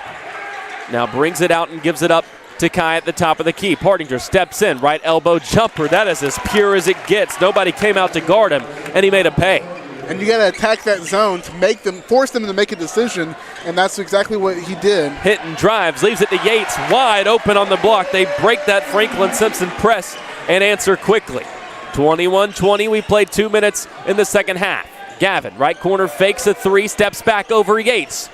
Missed it off the front, rebound batted up. Foul called on the floor. It's against Logan County. It'll stay with FS. They get Hightower trying to go up and get that rebound over O.J., who does a really good job. I mentioned one of the issues against Barron County was boxing out. O.J. is probably the best Franklin-Simpson has at boxing out. Matthias gets the inbound, cuts inside, now swings it out to Gavin between the circles. Kick out Cam. He's going to try a right corner 3 and puts it right in the eye of Hinton. And another open corner 3 by Franklin, this time knocking it down. I guess that might be the game plan right now is to try to score from these open 3s. Hightower was bringing it up, collided with O.J. Looked like he extended the forearm and caught O.J. up high, but they're going to say Gamble initiated the contact, so it's on O.J. His first with 5:38 left here in the third. FS with a 4-point lead. Yates right side, crosses around Matthias. Try to bounce pass down low, but it's knocked out by Cam. Right now, Franklin's doing a lot of pressing, and in those press, they're sending double teams, and it hasn't worked too much so far, but right now they're trying to create more pressure. Hinton, right elbow, goes down low, but it's batted away, and Matthias has it for FS. Leaves it for Gavin. Cutting layup, missed long, right down the middle of the lane. That's one of the toughest spots to finish when you're not going right or left and you get that close to the rim. And it goes the other way to Logan County. Still, would have loved to have that one in a 6-point lead. Wall trapped in the corner, leaves it off for Delaney on the block, and he's fouled on the floor. 3 Cats were in the area. They get it on Kai.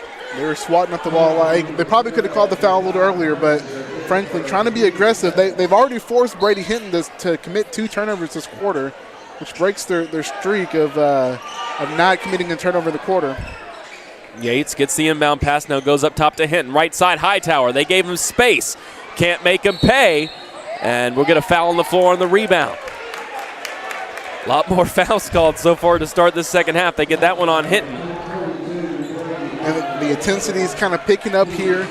Players are getting a little more aggressive, trying to poke at balls, boxing out, being more aggressive that way too, and I think that's where we're seeing a lot of these foul calls. It's 4 already in the quarter. No surprise to see the defensive intensity pick up for Franklin. When you're struggling offensively, oftentimes, as we talk about with the girls, their best offense is their defense. Gamble on the left block, gets inside, but had the shot affected. Coach Spencer wanted a foul, doesn't get it. Delaney the other way, leaves it for Hightower, and he drops it in with that big right hand to cut the lead to 2, 24-22. 4:25 left, third quarter. Hightower now has 7. Cam trap. Just short of half court bump. They don't call it. Gets around it anyway. Cuts inside and then finally fouled on the block. Cam went through 4 defenders to get there, and then they finally get a foul against Delaney. Yeah, there was a lot of contact in that. We're trying. I guess the players are trying to fill out how much contact are they allowed to have before fouling, and I mean that was a whole lot of contact right there. Kai gets the inbound. Collins checked in there after the foul. Yates went out. Kai, right wing 3, rattles home. And that's another 3 by Franklin-Simpson, extending the lead to 5. Ja'Kai Pardinger's got 7, give him 5 in the quarter. Collins wants to answer right corner for Logan County. Missed it, but Hightower gets the board, and that was the pure size. And it was a ball that hung up a little bit. Franklin-Simpson had good position, but as a timeout's taken by Logan County, TB will talk about this, 3:54 left in the quarter. That was one where boxing out, you do it initially, but you get caught on a ball where you want to jump up and go get that board. Cats left the ground. It hung up in the air longer than they expected. 3-pointers can do that. And it left Hightower with a free putback. Oh, yeah, for sure. And in that, you want to be disciplined. Sometimes you get a little antsy. Yep. Right now, Franklin hasn't even had a rebound in this quarter. Now, they have been hitting their shots on the offensive end, but on the defensive end, there's been no rebounds by Franklin-Simpson. 2 turnovers again, as we mentioned earlier, by Logan County. But outside of that, there's again, the defense isn't there. The offenses are finding their open shots and good looks in this quarter. 27-24. The Cats lead it over Logan County. Franklin-Simpson now made 5 3-pointers. The Cougars have just 2. They average nearly 7. Right corner, Matthias. Now up top, Cam Ray. Back to Matthias, looking baseline. Instead, it goes right elbow. Cole Scherer pulls, fires, makes. Logan County, we're going to see them push the pace right here, trying to get the Franklin-Simpson defense kind of a little rattled. Wall holds it up top, denies the screen from Hightower. Instead, drives, kicks to Collins. Now it goes to Hightower, top of the key, cut off by McAllister, and it goes back to Collins. Right side Wall directing traffic, picked up by Matthias Dickerson. Hightower wraps to get it in the corner. They leave it for him there. Open triple off the heel, no, but shoved down low called against Evan Campbell, who had checked in. And Franklin-Simpson will get it back up 5 under 3 minutes left in this third quarter. And to note something, if we see this again, I think what we're going to start seeing a lot more of is that dribble drive penetration and then drawing that extra defender in to kick out for the open 3-point shot. Now, obviously, he didn't make it, but I believe that this is a strategy that's going to be used further on into the quarter. And that was a nice play design, too, because it looked like they were going to leave it for Hightower on the wing, and he quickly sprinted to the corner when the defender stopped looking, had a wide-open look, just couldn't knock it down. O.J. Gamble has it deep on the right wing, defended loosely by Campbell. Logan County now in a man-to-man defensively. Scherer gets it up top. Now it goes right side. Gamble gets baseline, spins left, pulls it back out into the corner. Now looks to go to work. Again gets to the block, and he's bumped on the way to the rim. And that's when Juice is at his best, when he's driving down into the defender's chest. Even when he's trying to make a pass, he's creating all this contact and gets the foul call down in the paint. And that's the 5th foul on Logan County this quarter. They piled up quickly, especially with the one down on the rebound try. So Juice will go to the line for 2 free throws. He's got 6 points tonight. Ja'Kai Pardinger leads Franklin-Simpson with his 7. And O.J. matches him as he makes the first free throw try of the night for Franklin-Simpson. The Cats get there 18 times a game. We're 8 for 14 Tuesday against Barron County, 11 for 19 back in January against this Logan County squad. This game has been all sorts of backwards when it comes to the way the teams are scoring. O.J. makes both free throws, give him 8, and the lead is 7 for FS. 31-24, 2:30 left in the third frame. Wall slips up in the backcourt due to pressure from Ray. Cam goes to tie him up, and they call a reach because Cam went up over the body instead of trying to move around and get in there clean. I mean, that was amazing defense, very strong defense by Cameron Ray to force the defender to fall down. But, again, you can't reach over a guy and wrap him up like you're tackling him to the ground. Wall gets the inbound. Cam settles in against him again. This time Wall initially gets away, gets free on the baseline, then Cam fouls on a runner try. And it'll be 2 free throws for Wall. I think that one may be a little bit out of frustration after that last call. but it'll give Cade Wall 2 free throws. Logan County 6 for 6 as a team tonight. Wall has made a couple of them. He's got 4 points. And I think that was miscommunication by the Wildcats. I believe McAllister was supposed to hedge or at least switch on that screen right there. There was no type of action. It gave him the offensive player an easy look to the basket. And, again, Cameron coming back from behind, trying to swat it, and probably wasn't the best idea. Hightower comes out, I believe, for the first time in this game as Wall misses both free throws. A 70% shooter on the year, leaves them both at the line. Gamble brings it up, sends it over left side. Partington, they still haven't broken half court. Now they do, but Kai nearly steps out of bounds. He was trapped, and Coach Spencer takes a 30-second timeout. And Coach Spencer told them, like, hey, don't get it to that corner, don't get it to the baseline right there. Especially immediately when you pass half court and you get it to the baseline, the baseline is not your friend, especially getting trapped right there. And a good timeout by Coach, and I think he's going to talk it over with his teammates as he is very animated right now, leading this team, trying to spur them on to close out this quarter strong. They switch it to a full timeout, but we'll stay here. Going to be fascinating to see how things on both sides operate without Hightower on the floor for Logan County. They had switched to a man-to-man defense, which I think defensively it makes sense not to have Hightower out there to keep up with that smaller lineup that you see from Franklin-Simpson. It's fascinating, too, looking at the Wildcat bench. Normally you've only got the 5 players that are going to be on the floor sitting down. Right now there are 6 of them sitting there, so we'll see which 5 are the ones that come into the game. I think some mind games there from Coach Spencer as Cam Ray stays on the bench. Sharon McAllister, OJ, Gavin, and Kai in the game for Franklin-Simpson. And if you're Logan County, you don't want to let Franklin go on a run, especially with your best player sitting on the bench. Gamble gets the inbound. He's double teamed, gives it to Gavin, contested at the elbow, had it poked away again, but recovers. Now it goes out to OJ up top, and they'll set up the offense. Man-to-man defense from Logan County. OJ goes right, spins back baseline. They bring help defensively. It leaves Cole Scherer wide open in the corner, left the 3 short, and it's rebounded by Sweeney. Up ahead, pass deflected. OJ lost it for a moment, then caught it. He was playing safety on that one. Juice across half court to Gavin, right corner. Goes to work, a flop, and now they call a late blocking foul against Hinton. I thought they were going to leave it as a no call, but I think because he tried so hard to sell the flop, they're going to pin him with the foul. I mean, and give 2 free throws to Gavin. He did sell that. You mentioned James Harden earlier. James would have been proud of that one. Oh, he would have been. I mean, it was the head movement and all. It was very animated, very good, very awesome. First free throw is perfect for Gavin Dickerson.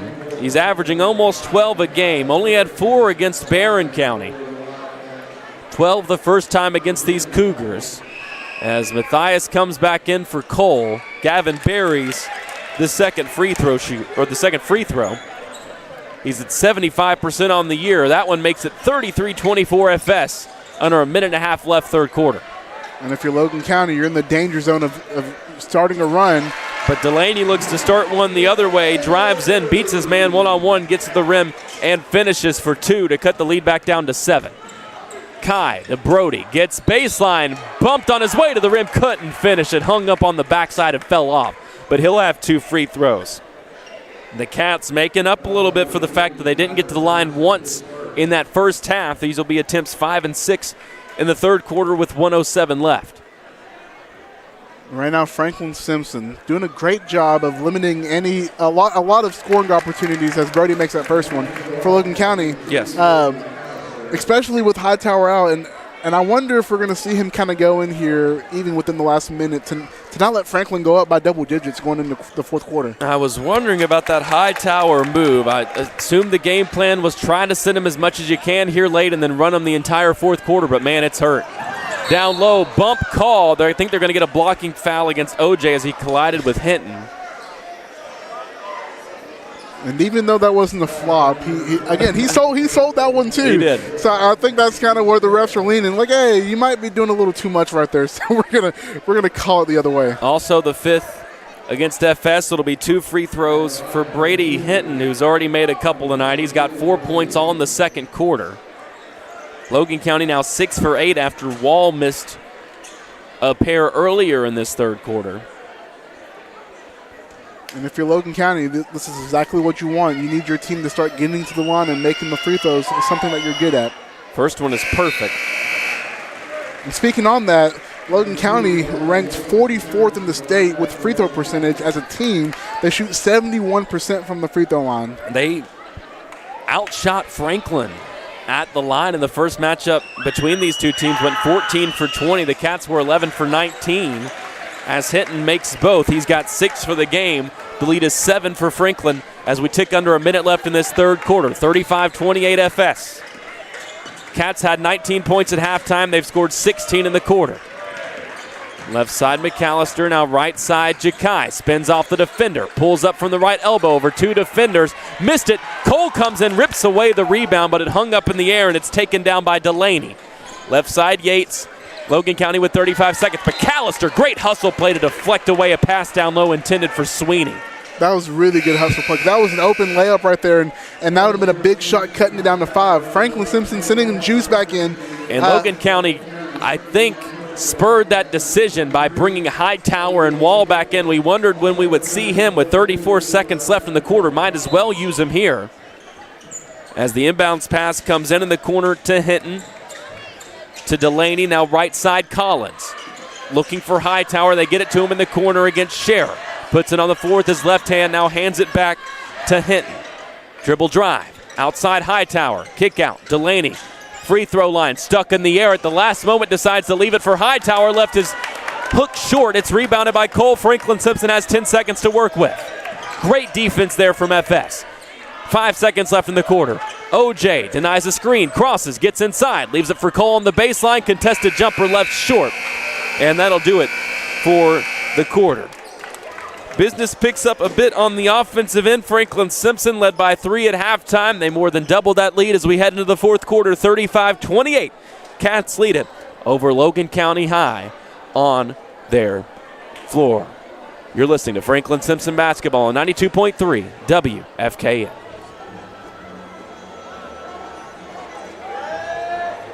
A minute.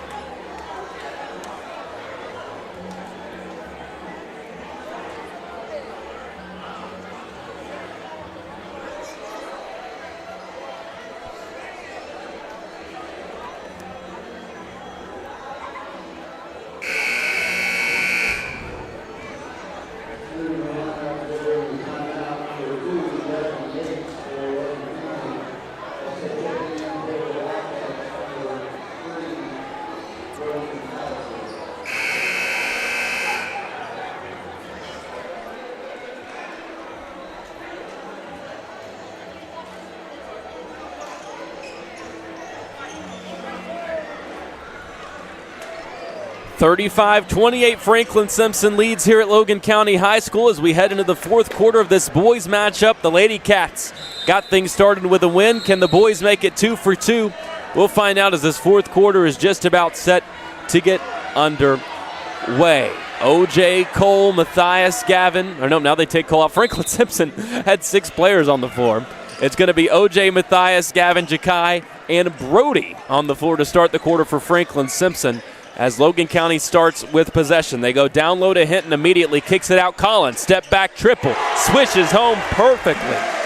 Colby Collins has got a clip on him, let me tell you. But that's just their third 3 of the night. But it cuts the lead down to 4. And a very timely one for him as well. Kai pulls from 10, and again he responds. He's got a team-high 9 now, 6-point lead. I think we're going to see the offense ramp up. Both these teams really want this win badly, regardless of their seeding. They want bragging rights for going into the tournament. Yates tries to go down low to Collins. It's deflected away. Then a nice find down low. Hightower missed the first try, but he put in the second one. He's into double figures with 11. Those offensive rebounds have been killer. 4-point game, 37-33. Minute gone in the fourth quarter. Matthias up top, guarded by Colby Collins. Now they go down low. OJ one-on-one with Hinton. Goes to work. Drives through the lane. Finishes through the contact and 1. We have just seen 4 straight possessions of a bucket being scored right off the gate in the fourth quarter. Both teams coming off their best quarter. In the first game between these two teams, the fourth quarter was the best quarter. I got a feeling that's going to be the same way tonight. Franklin-Simpson keeps responding, and as OJ makes the free throw, we're all even. Through a minute of this quarter, both teams with 5 points. It's 40-33 FS. Yates, left side, gives it up at the top of the key to Wall. Defended by Gamble. Outside back to Yates. Cuts in, out to Hinton. Wall, right corner, triple over Gamble. Off the front of the rim, no. Cam gets the board, fouled from behind by Yates. And one thing to know, as Franklin-Simpson goes into this possession right here, I said in the second quarter, Logan County did not commit a turnover. Well, in the third quarter, Franklin-Simpson did not commit a turnover. And, I mean, both these teams are doing really well protecting the ball. That's the key for FS. They don't thrive in the half court, but when they control the ball, they can get some good looks. Left side, Partinger up top. Gavin Dickerson wants to go down low. OJ, they've got him posted against Hinton again. Missed the layup short this time, and Wall has the board. Wall in transition, left side. Collins steps in. Long mid-range J is absolutely perfect. That is one young man, and again, I don't coach for a reason. I don't know why Colby Collins doesn't start, and I don't know why he doesn't play a significant amount of minutes. That dude is just a walking bucket. Down low, Ray gets inside, spins through, and fouled. We'll see if they give him free throws for it. Foul is called against Wall. They're going to say that it was on the floor. I don't know how that's not free throws for Cam. I would, yeah. I mean, as you start walking, I guess the foul did happen on the floor, and he didn't. I guess oversell it trying to go up with the ball, but Franklin-Simpson doing a good job penetrating right now. Ray will inbound, goes into Gavin on the right wing, fakes it past to Matthias. Now back to Cam, right corner, wraps it around up top, holds it deep right wing against Wall. Hand off Gavin, guarded by Hightower. Swings it up Matthias. Yates gambles on a steal. Doesn't get it. Franklin-Simpson applies pressure. Kai gets it left elbow. His jumper misses long. Gavin with an offensive board shovels it to OJ, and they'll reset. Gamble in the corner. Drives. Now walks it all the way to the right wing and hands it off to Cam. 5.5 minutes left. 40-35 Franklin-Simpson. Ray, double team. Gives it to Gavin. Dickerson gets around Hightower all the way to the rim. Finger roll finish. And that was pretty by Gavin. Great job by Cam, not allowing the blitz to come and affect him and dishing it off. Franklin-Simpson with a timely bucket. 42-35, 5:10 left in this one. Wall guarded by Gamble, cut off both ways. Tries to go left, leaves it off in the corner. Hinton up top, Hightower guarded by Matthias. Matthias in this ballgame has just 3 points, but he's been great defensively. Wall collides with Gavin. What's the call? They give him the bucket with the blocking foul and one. Yeah, I believe the reason why they gave that is Gavin was not set before he started going for a shooting motion. And that's a killer right there for Franklin, because you're doing so well on the offensive end, and the last thing you don't want to happen is Logan County start to inch and claw their way back into this game.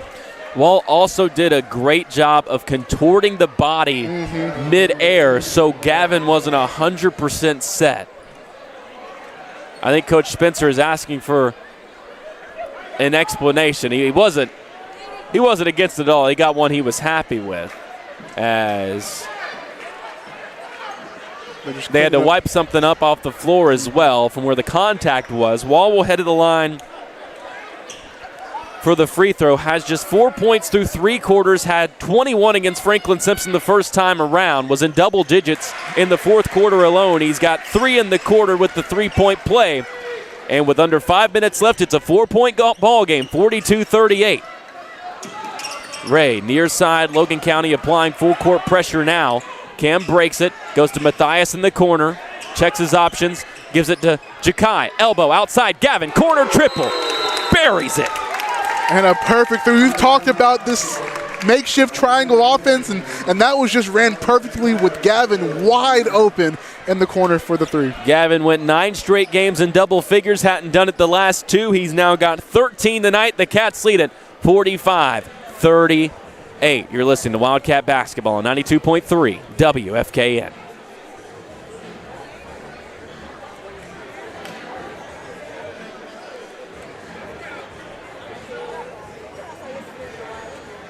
Just a 30. That might have been what you meant.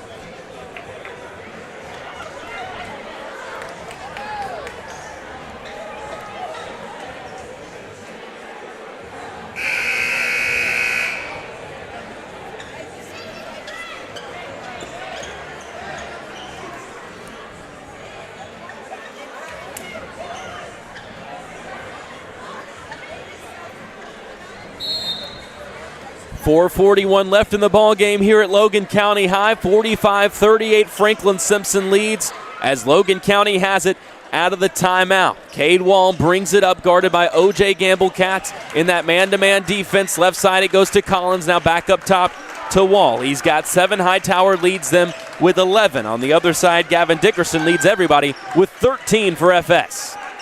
Right wing Wall now into the corner. Hightower jabs, drives around Matthias. Dickerson draws contact against Matthias. Wasn't too much there. And they're going to give Hightower 2 free throws. And they're saying that he brought his arms down as Hightower went in for the shot.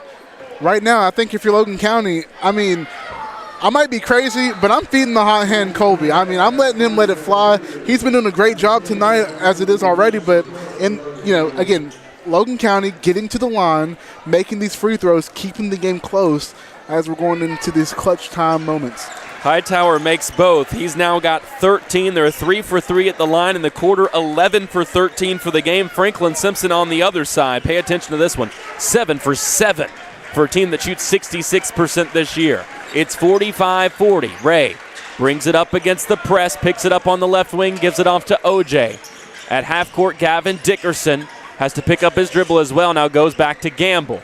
We're under 4 minutes left in the ball game.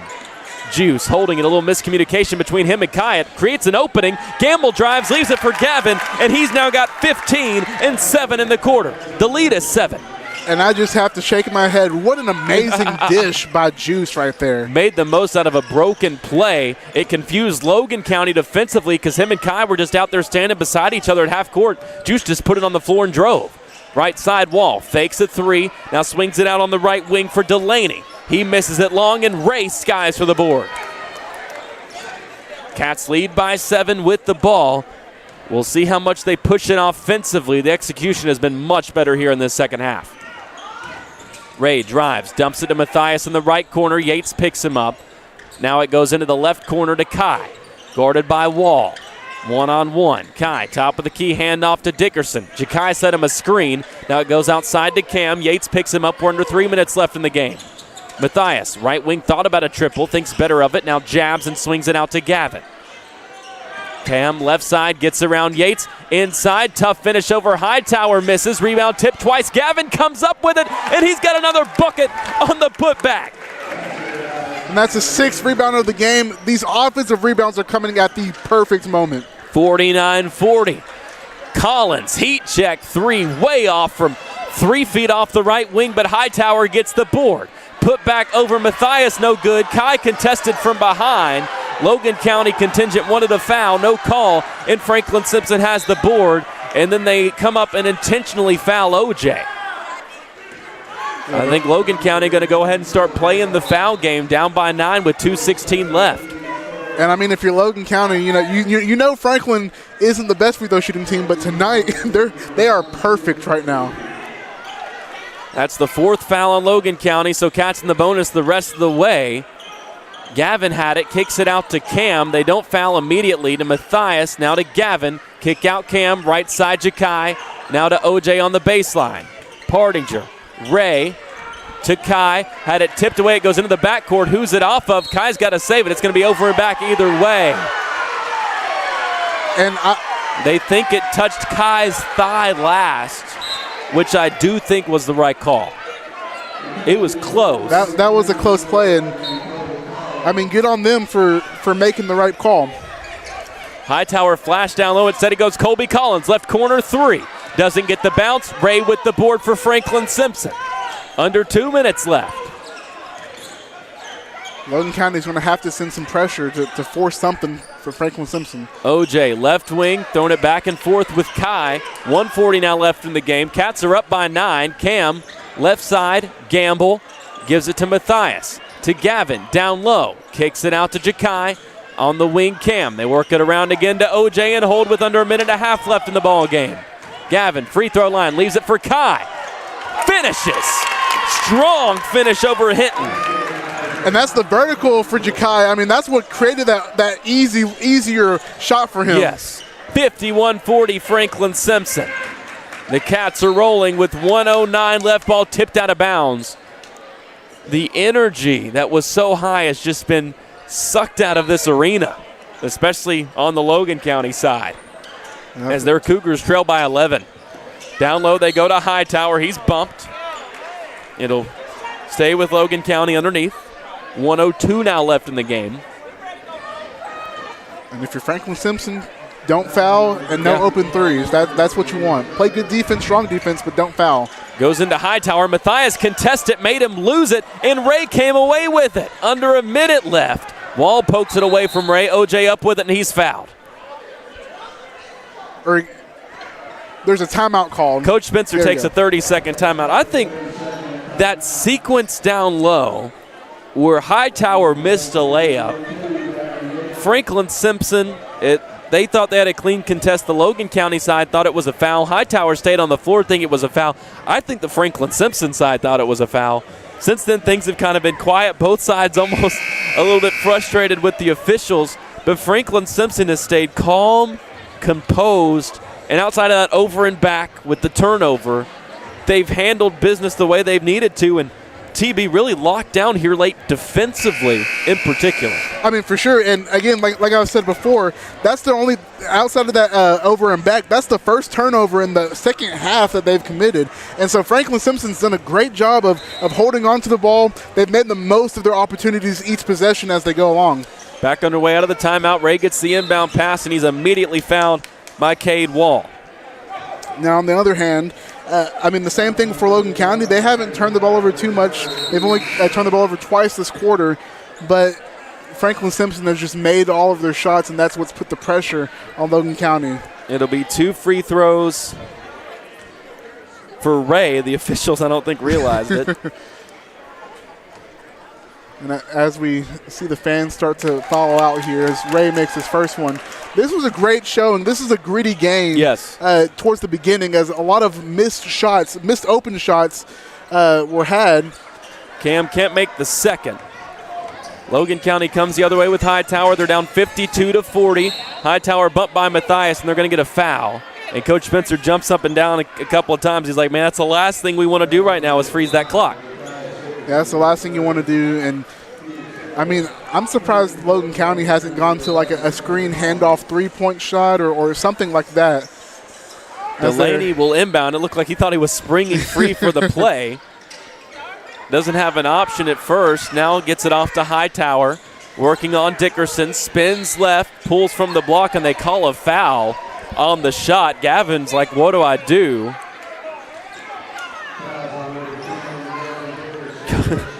Coach Spencer's giving a demonstration to Coach Slovin, and I think Brian Davis as well, to Gavin, that he did in fact foul him.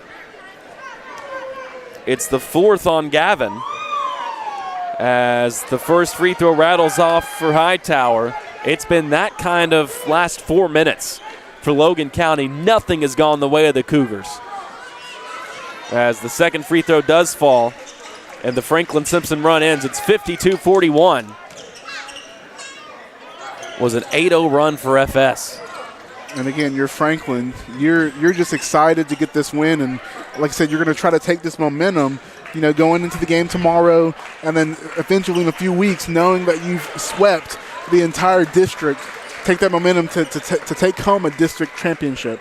Under 15 seconds left in this one, I think Logan County is going to call off the Dogs, or should I say the Cougs, as the Cats are going to walk out of here 6-0